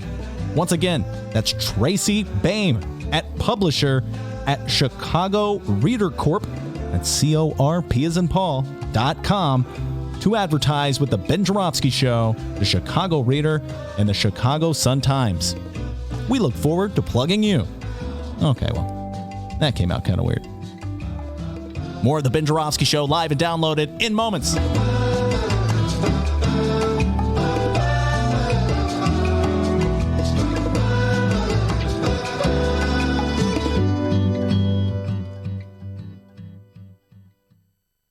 Hey, welcome back to the Ben Joravsky Show, live from the Chicago Sun-Times. Yes, indeed. We are live from the Chicago Sun-Times. And boy, it's a pleasure to see Jacob and Danny in the studio with me. They were regulars on my old show before I, what did I get? Oh, I got fired. Yeah. Get out of here, Ben. Leave. But we used to take the deep dive on all the political issues. These guys are huge political nerds, as am I. So Jacob and Dan, it's great to have you back in our new surrounding, this lovely little studio that the Sun-Times and the Reader and the unions built for me here. We're going to have to get you some buttons, though. Yeah. What do you mean? You need political buttons. Oh, political button. Well, everybody comes in, I asked to bring a button, just like the old one. So the Bernie people gave me their Bernie button with the reefer and then the Chicago Symphony Orchestra, Steve Lester, who is the head of their union, gave me I stand, and I do support Chicago. And we just have nowhere to put the buttons. We have no place. Peter Jenko, who is the state central committeeman from the 14th Congressional, gave me. And a Lauren Underwood for Congress button. Nice. I have that. I don't know who gave me that. Somebody gave me that as well. So, we had that tradition of buttons. I need more buttons. Before we bring Jacob and Daniel on, what you got for me, D? Before it gets way nerdy up in here, we got 3 updates, all right? All right. 2 national, the other local. All right, the last update we had last week on this was that he will announce next week.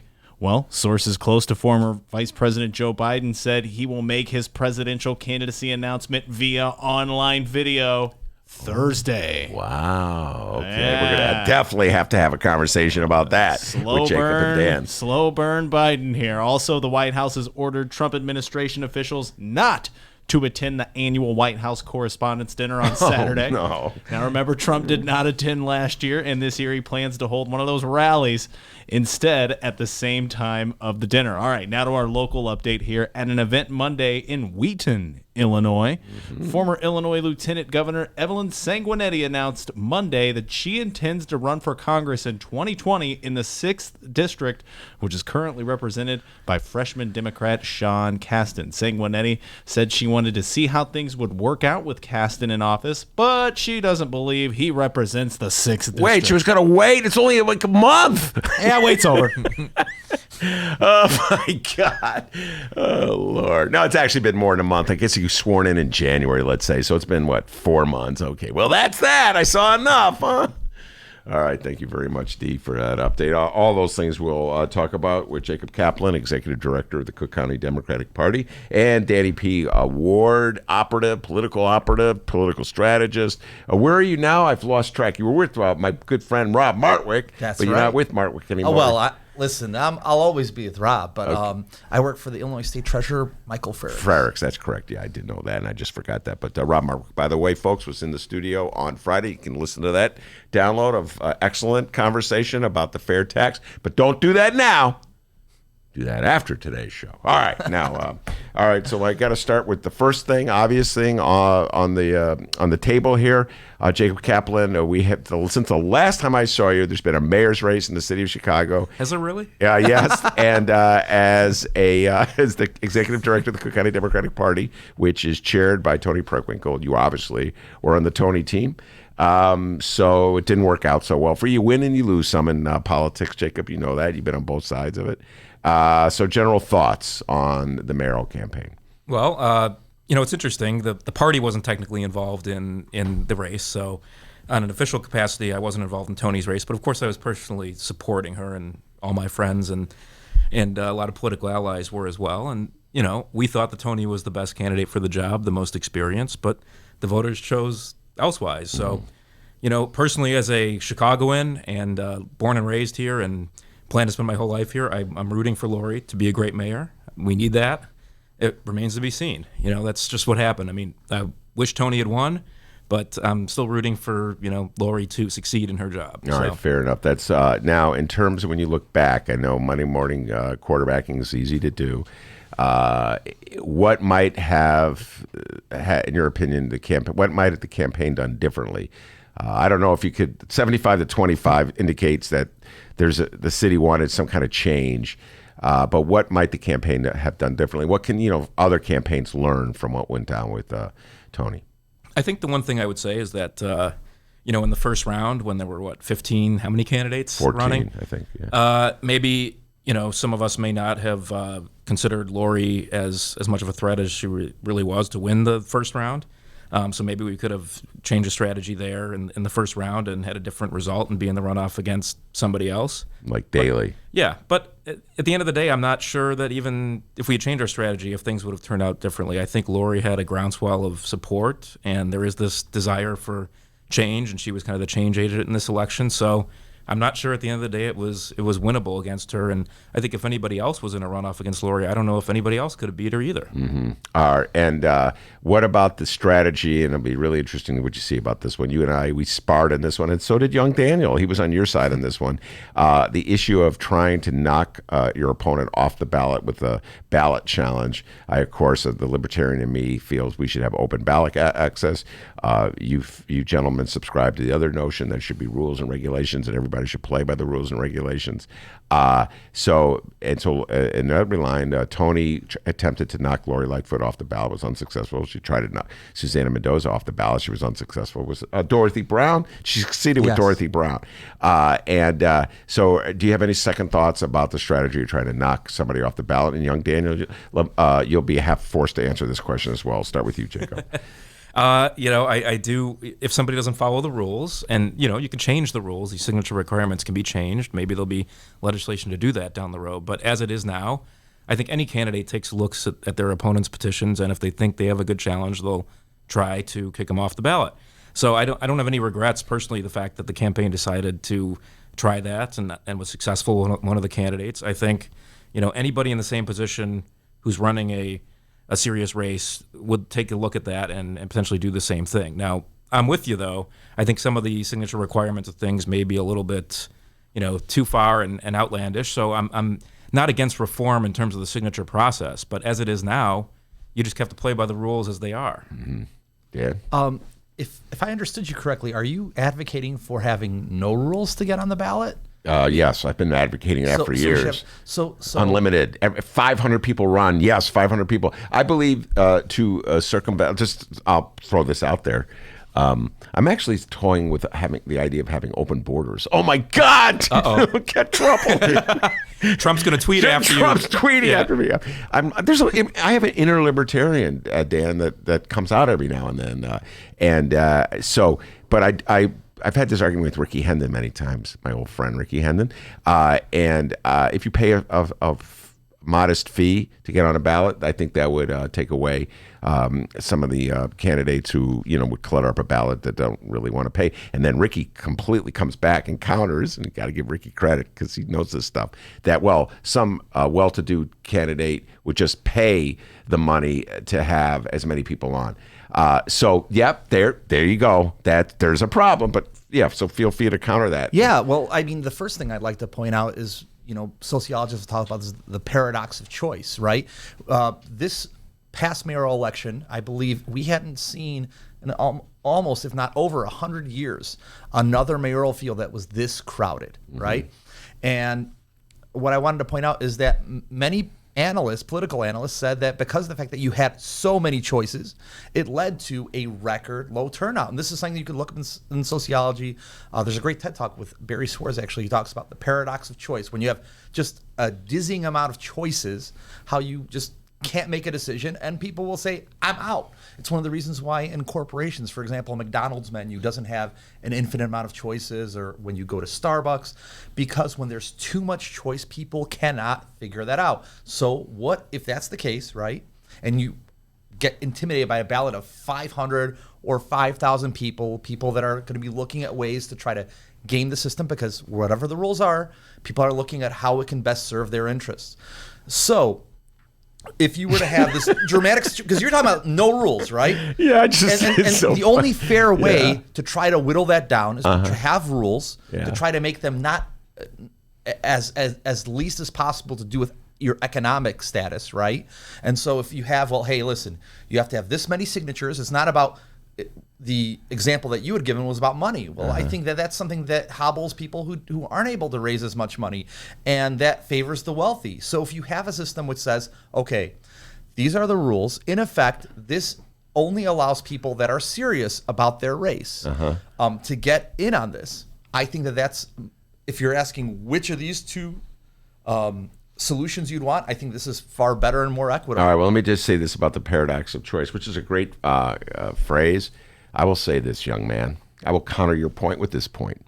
You're right. There were 14 people in that first runoff, in the first round. 14 or was there more? I think there were 14 when it was all said and done, because they knocked a couple people off the ballot. Let's say there were 20. Let's just throw the number 20 out there. Right now we have, I believe, 17 or 18 candidates running for president of the United States in the Democratic primary. I'm keeping a running tab because Seth Moulton just announced. All right? Now, so let's just say there were 30. I'm going to take the 14 and make it 30. All right? Running for president? No, running in the Democratic primary in the first round. Oh, for president. For president. No, my bad. Running for mayor in that first round. There were 14, but for your sake of your argument, let's say there were 50. The turnout was 35 to 36%.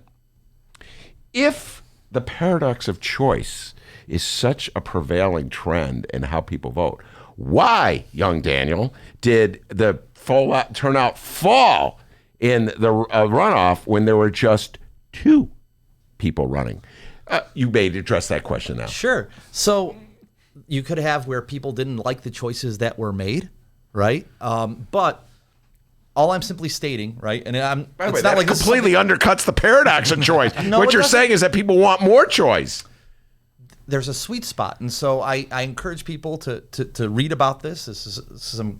As I said, for example, Barry Schwartz, there's a great TED Talk on this, and this is something that people that are specialists in the field and other political analysts had talked about. One of the things that they had seen that tampered down turnout in the first round was because of the fact that we had so All right, let many me people. ask you this. There's other factors. Eric It's not Zorn's the only factor. idea to have rank voting. Eric Zorn, columnist for the Chicago Tribune, has articulated a couple times that we in Chicago should move toward a system of ranked voting. Do you both know what ranked voting is? It's, where you essentially get to rank your choice. They use it in Maine. They use it in Maine. I think they use it in parts of California as well, some places. What's your thoughts about that, Jacob Kaplan? I'm open to the idea. I like those sorts of. I think we should try new things, and I think it is working well in Maine. I think we had one of the Democratic Congress people won there that beat a Republican through ranked choice voting, right?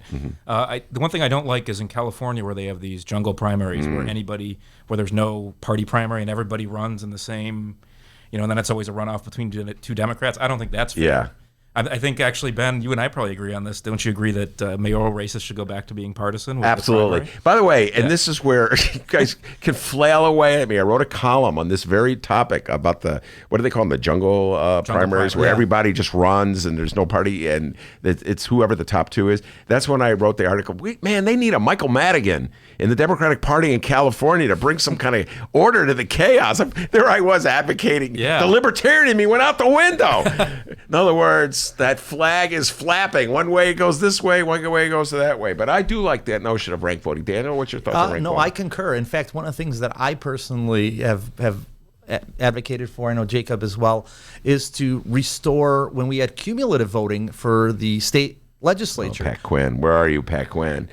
Yeah, I mean, something like that. It like Jacob had said, these very innovative systems that we had it for over a century. I think it was the 1872 Constitution where we had implemented that, and only kind of going to the most base instincts of voters who are just dislike politicians to put the current system we have in. I was talking to a very shrewd political observer about the concept of rank voting and how it works, where you rank your choices, and then ultimately the person who gets the most, like the highest rankings, will prevail.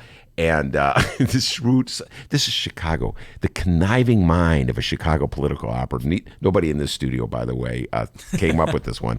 But this person said to me, can I put all my rankings behind one voter? Which, of course, completely undercuts the whole point of ranked voting. But I'm like, man, you are such a Chicagoan. You're already trying to connive and cut around and sneak in.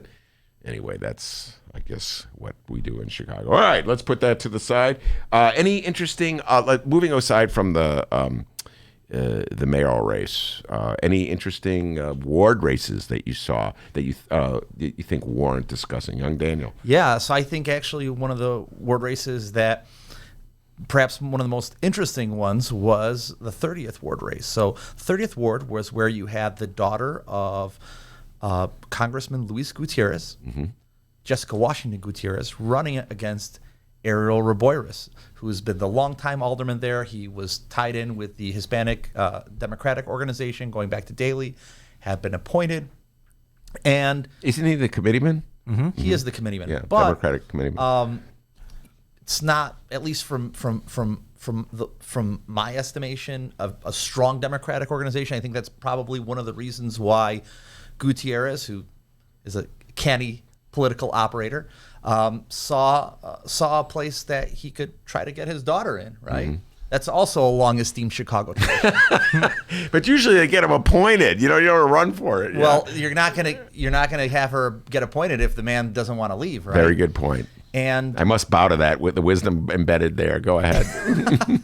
So, from just the political chatter that you had about, like, hey, what's going on in these different races? This is something that was very interesting. You'd had at a very early point on, from when people talk about polling, that Gutierrez was at least 20 points up.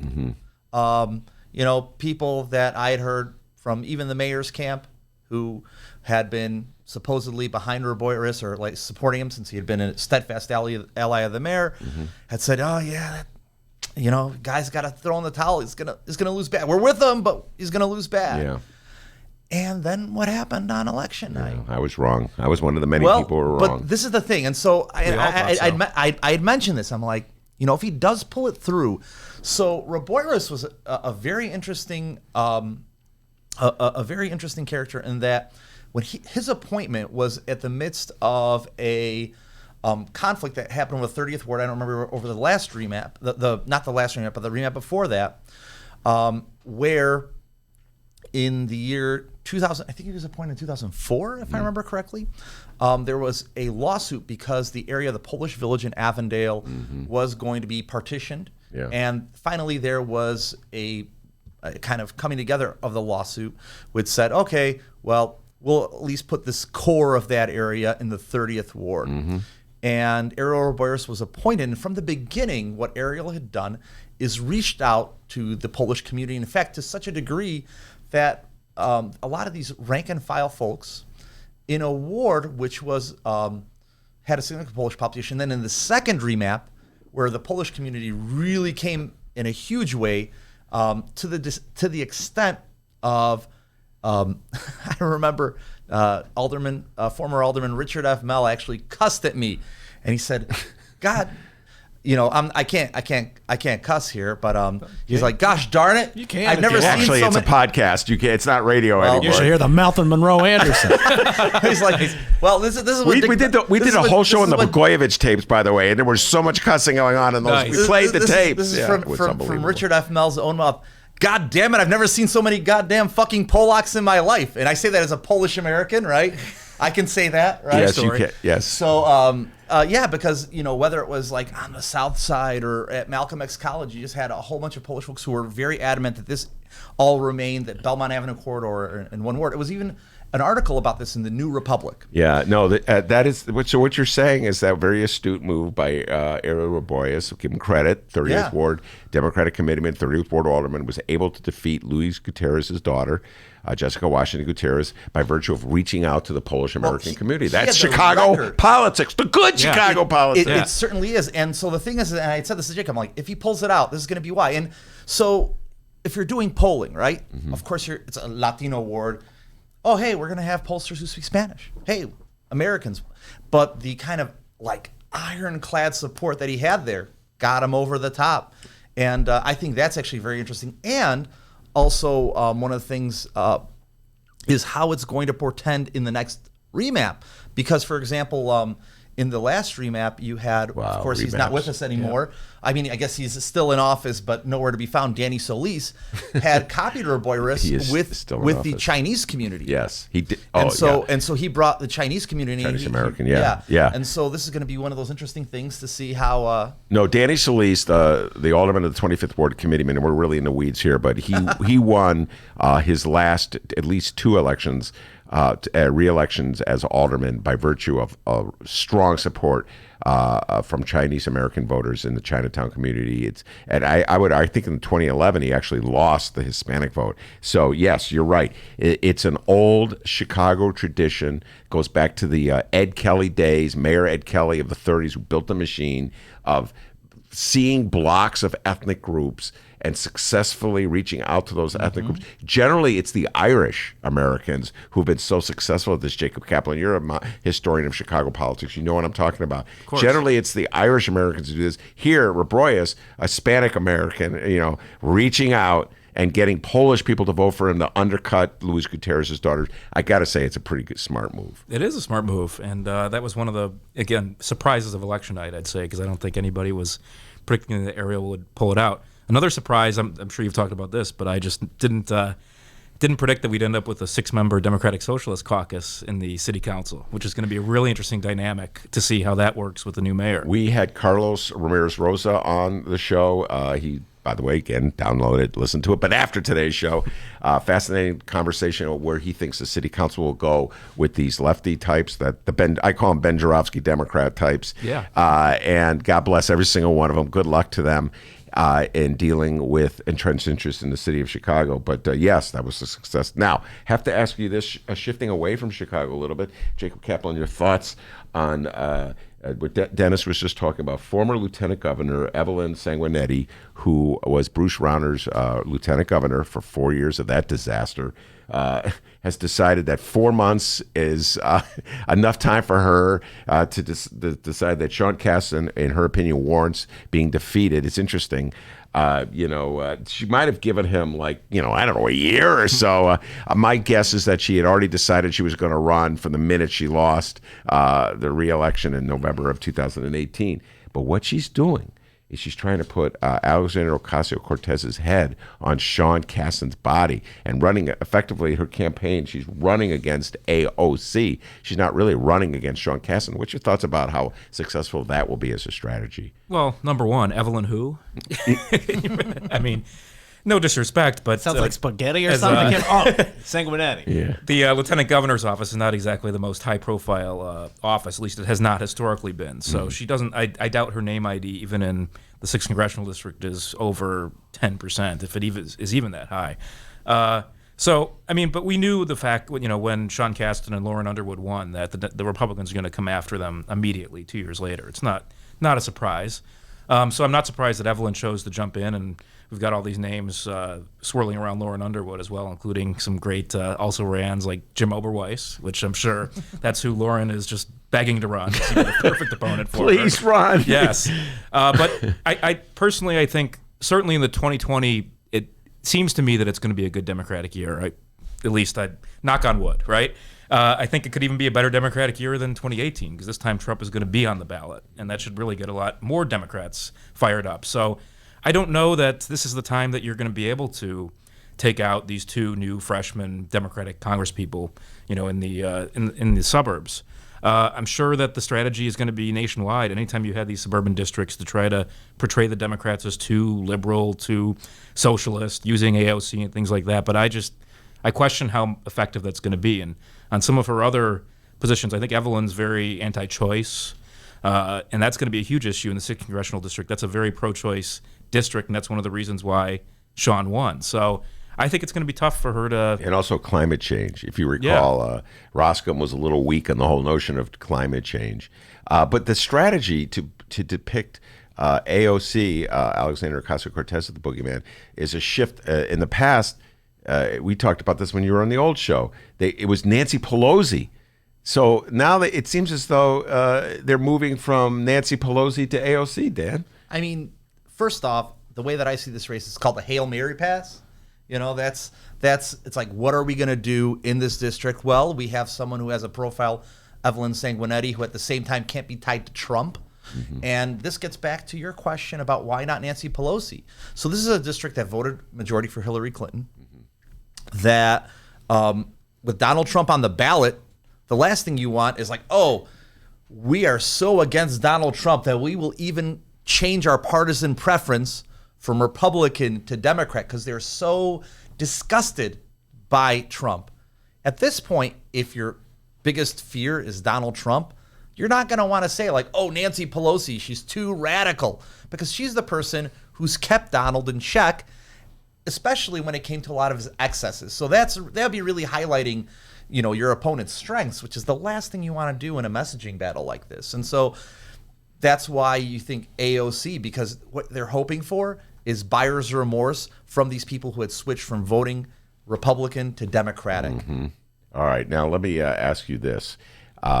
If I think about it in terms of you personalize the opposition, so clearly, like you're saying, Dan, the Republicans have decided that Nancy Pelosi is not as effective demon to run against, so they're now substituted AOC, Alexandria Ocasio-Cortez, for her.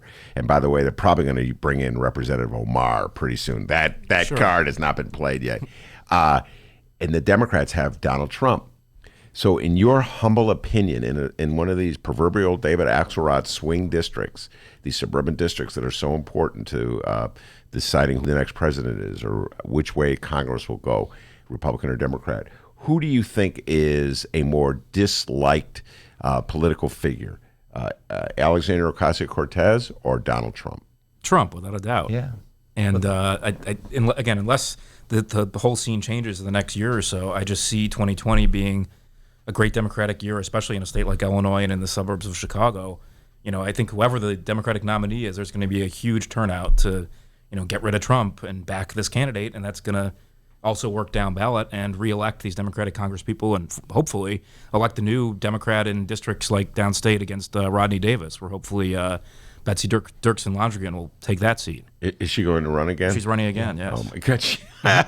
They're going right at it. Well, that's she almost won. She almost won. Like Marie Newman. There's a inter-party battle heading. It wasn't even on my list to talk about, but since you mentioned it, Marie Newman versus Daniel Lipinski in the 3rd Congressional District, southwest side of Chicago, southwest suburbs.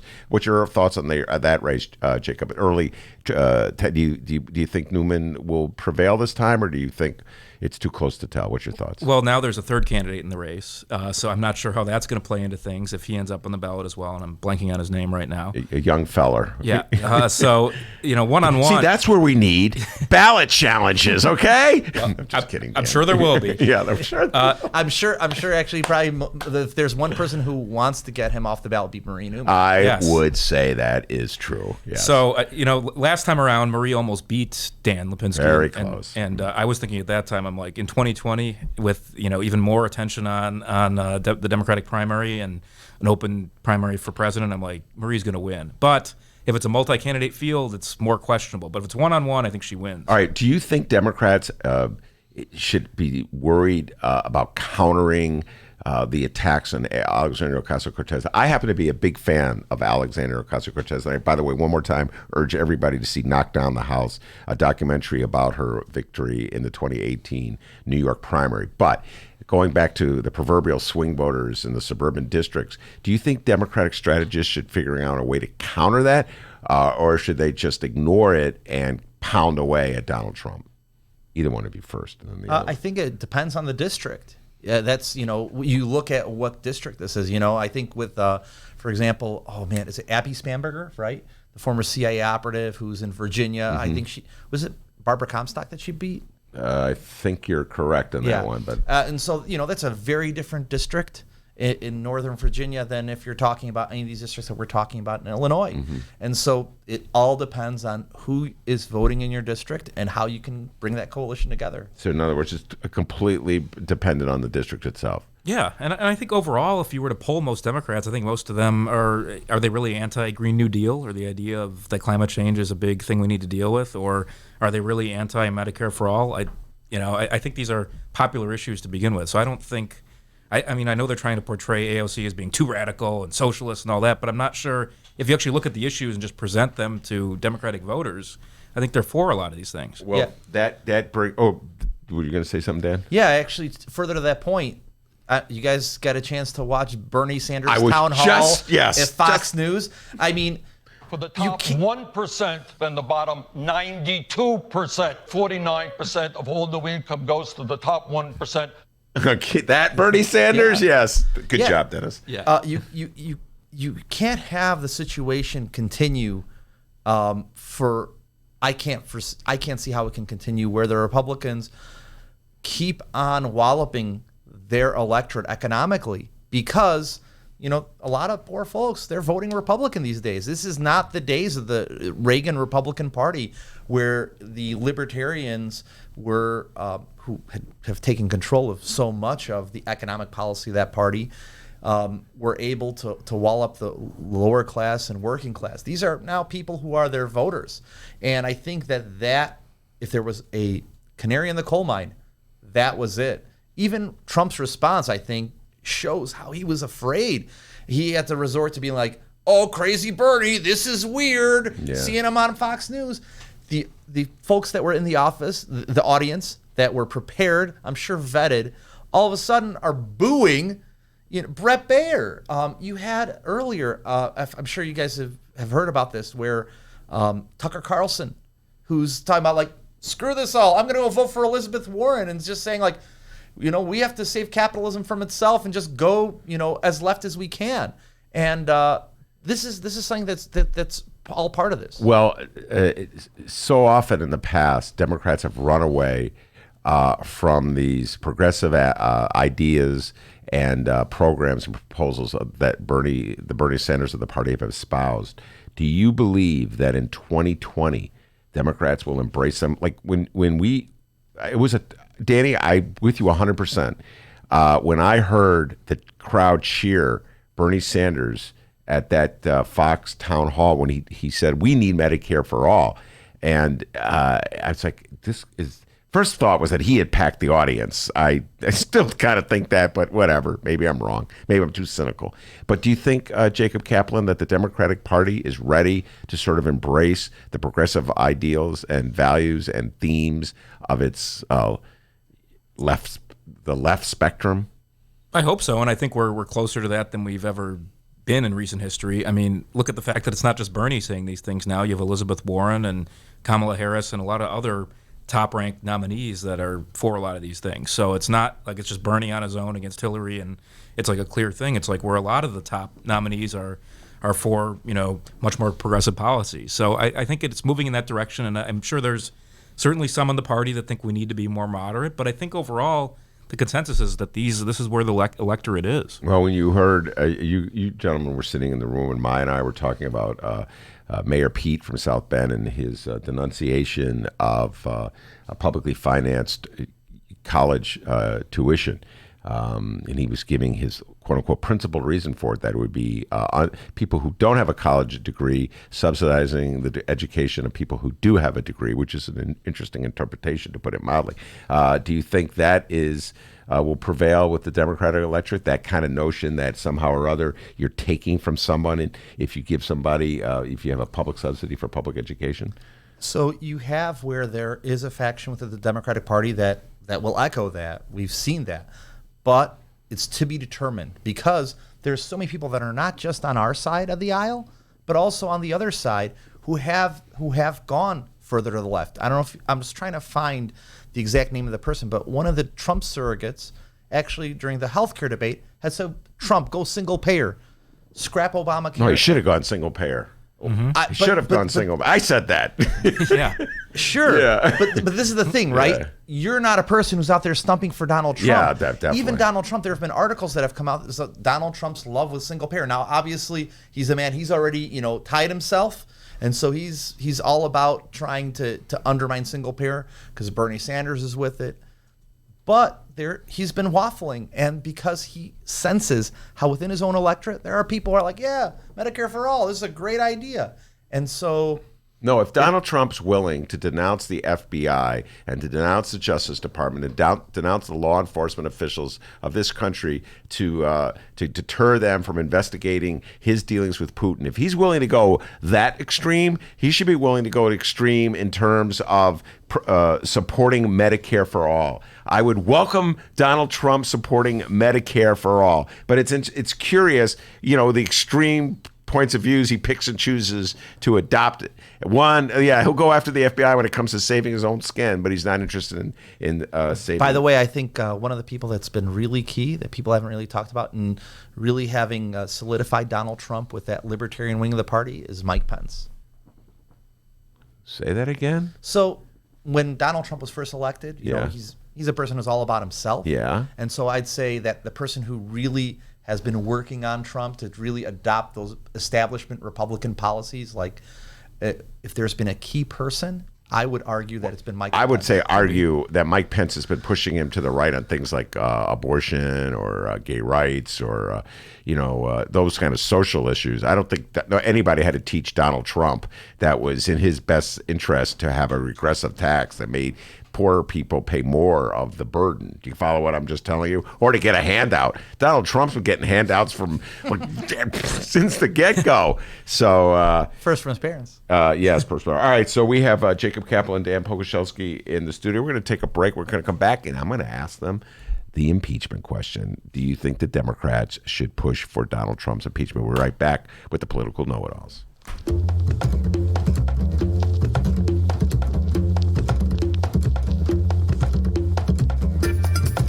Hey there, producer Dennis here. Thanks for finding and listening to the brand new Ben Joravsky Show. All right, so here's how this works.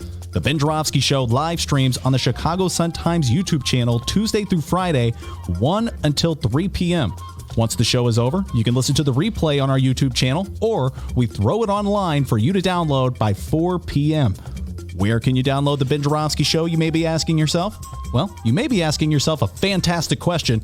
You can find previous Ben Joravsky shows and guest interviews through several outlets. The Chicago Sun-Times Online, chicago.suntimes.com, the Chicago Reader Online, chicagoreader.com, and wherever else you listen to your favorite podcasts. Apple Podcasts, Google Play, pick one. Just search for The Ben Joravsky Show. Jora, V as in victory, SKY. So, let's recap. Tuesday through Friday, 1 until 3 p.m., live streamed on the Chicago Sun-Times YouTube channel and downloadable by 4 at chicago.suntimes.com, chicagoreader.com, and wherever else you listen to your favorite podcast. Yes, the Ben Joravsky Show is back. We're live and downloaded. Tell your friends and enjoy the rest of the show.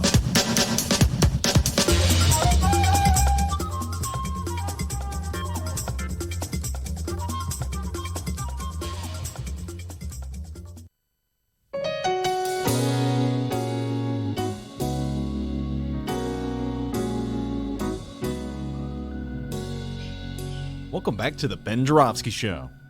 Mr. Joravsky, take us home. I love that music. That's super cool music. And by the way, Jacob Kaplan, Danny Pogoshelski in the studio with me. That's Jacob on keyboards and Danny playing organ there. Man, not only do they know their politics, they can play some smooth music. They're a couple smooth operators, D. Multi-talented. Several hats on the Ben Joravsky Show. All right, before I force them to take that tough issue of impeachment, no ducking and dodging, Danny. All right. What you got for me, D? Got an update? You know, maybe it's a coincidence, but all of our guests are really good at piano. Isn't that even Steve Lester from the Chicago Symphony Orchestra, who's a bass player? Man, he can play the key. All of them. That's know. very Yeah, interesting. Sergio Mims, they're all good. No, you were talking about the impeachment question. Should Donald Trump be impeached? Well, that question was asked during Kamala Harris's town hall last night. Right. One of 5 town halls. Good God, there were so many last night. But we decided to cover the few candidates that we hadn't touched on the show. So we did Kamala Harris, Mayor Pete. How do you pronounce that last name again, Ben? Shaker Buttigieg. That's good stuff. And Amy Klobuchar. Yeah, we did Frozen Pizza Gate. But no, let's go back to Kamala Harris here. Here's Kamala on Trump. I think we have very good reason to believe that there is an investigation that has been conducted which has produced evidence that tells us that this president and his administration engaged in obstruction of justice. I believe Congress should take the steps towards impeachment.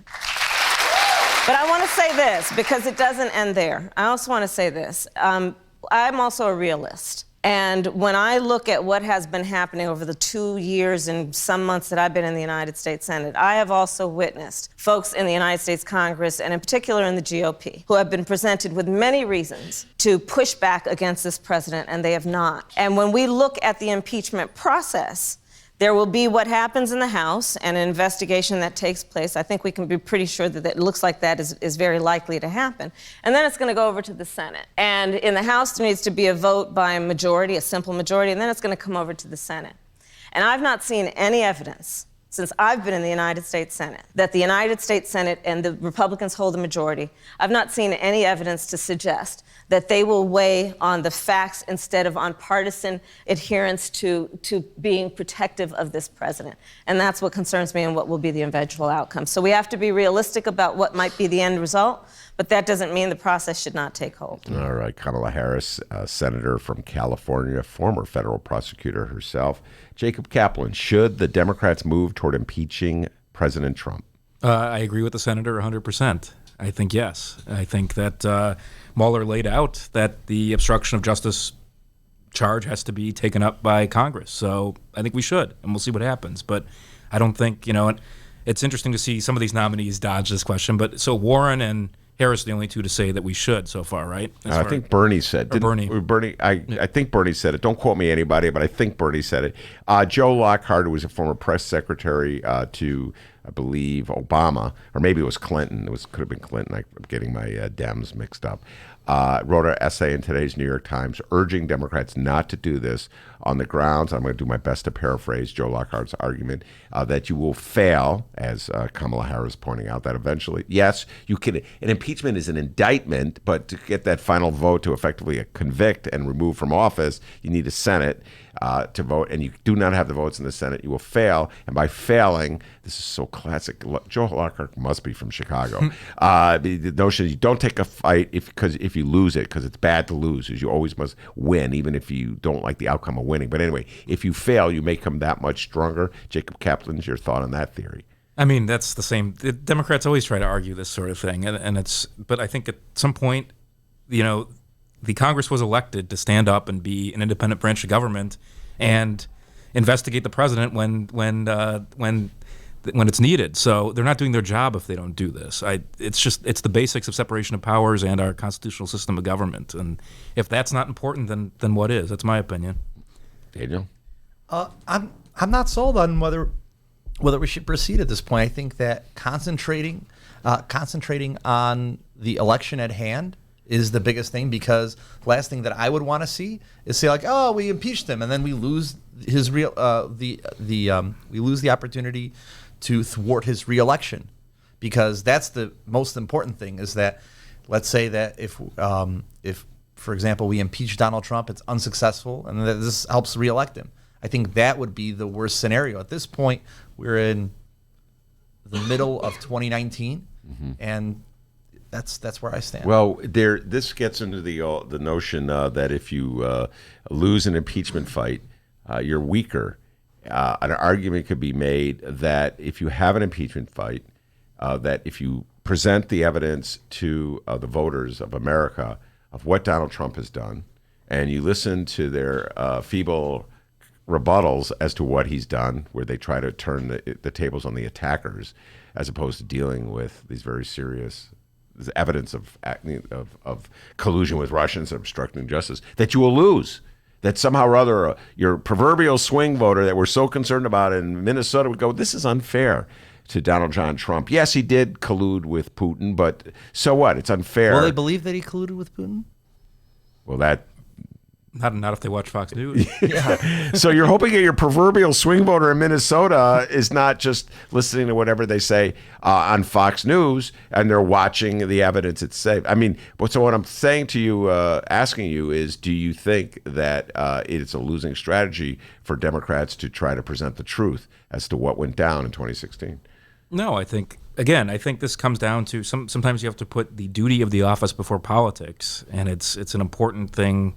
You know, that again is important to retain legitimacy of separation of powers and our constitutional system of government. So I know that politics, of course, plays into it, but I think if you just look at it, I think it's an important thing to do. And let's say Trump gets impeached, because the House has the votes to impeach him, but the Senate doesn't have the votes to remove him from office. He's still impeached, so there's still, everything's out there.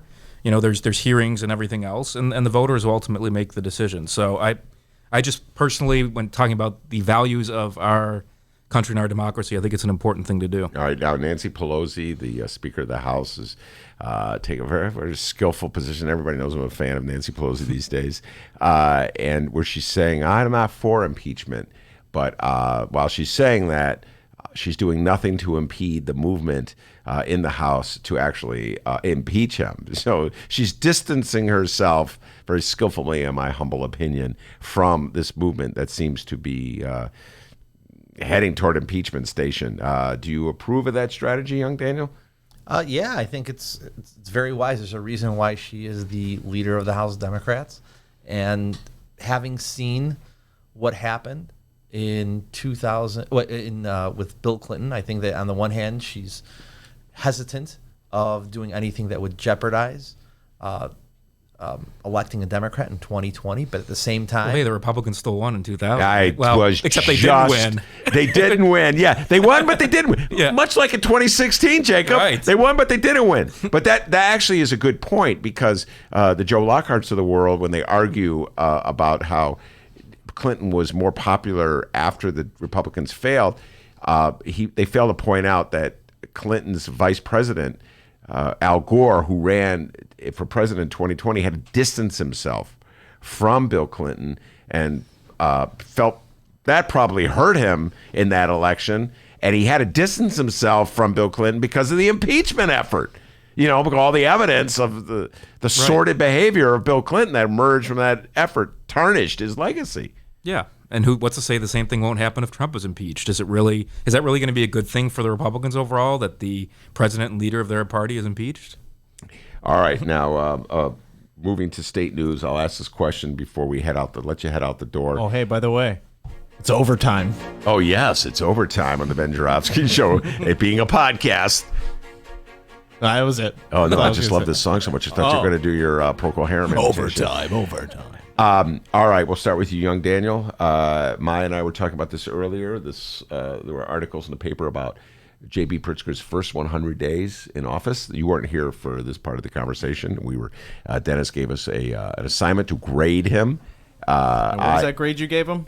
I believe I gave him a B minus, a B. You know, I'm tired. You know, if I was grading on a curve, he would have got an A because the other kid in the class, Rauner, is terrible. So if you grade him in contrast to Rauner, he did very well. But a couple of incompletes. When we broke down the grade, you know, I said, well, I'm waiting to see where we're going, like with the fair tax. Does he have the votes to get that out of the legislature? That's going to be a tough challenge.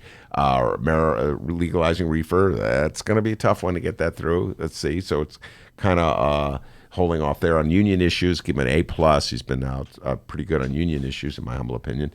What grade would you give him, Daniel? I'd give him an incomplete. So on the one hand, you have where the student will talk him as a student, right? Mm-hmm. If we're grading him, the effort to get the minimum wage through was extremely quickly.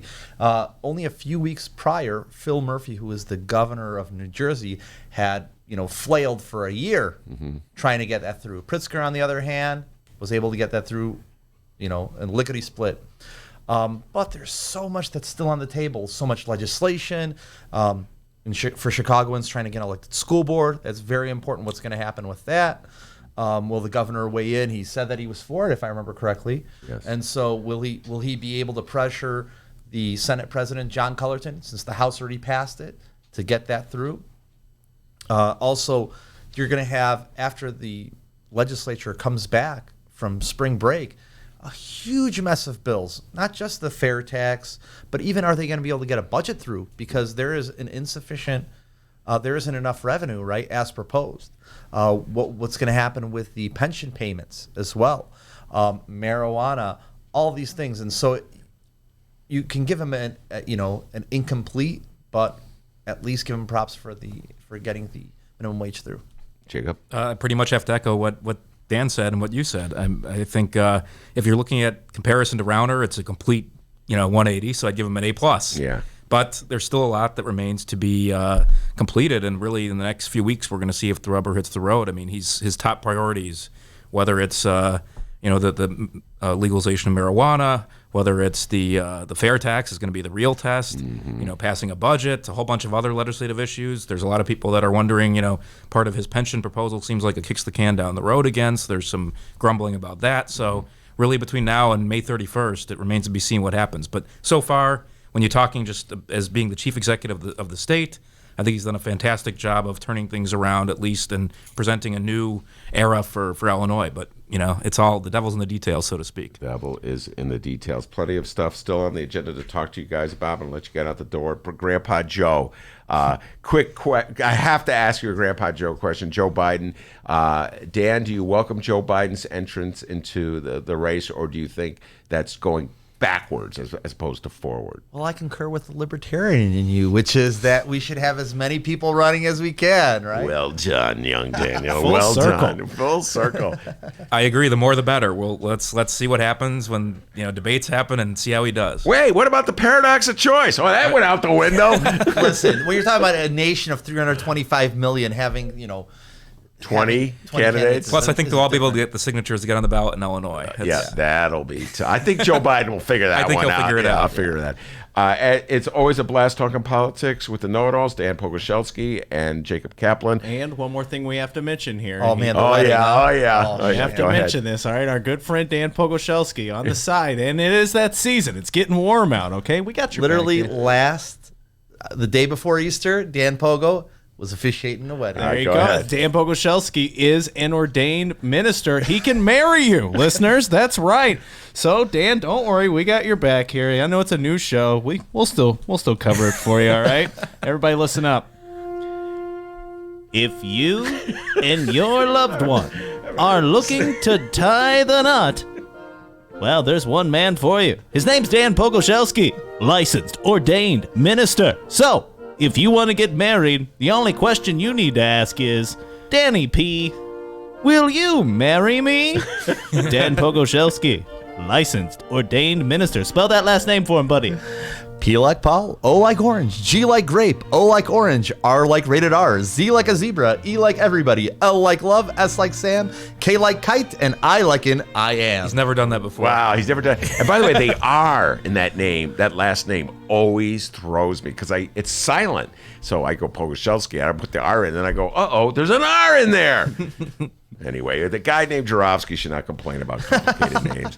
Excellent job loving hearing that. I want to thank Dan. I want to thank Jacob. Maya was outstanding. I want to thank Miles, who is our office editor, for doing the great job he always does. And, of course, the man, the myth, the legend behind the board, the pride and joy of Alton, Illinois. The ladies all love him for his body and his mind. Give yourself a raise, Dr. D. Take it out of petty cash. See you tomorrow, everybody.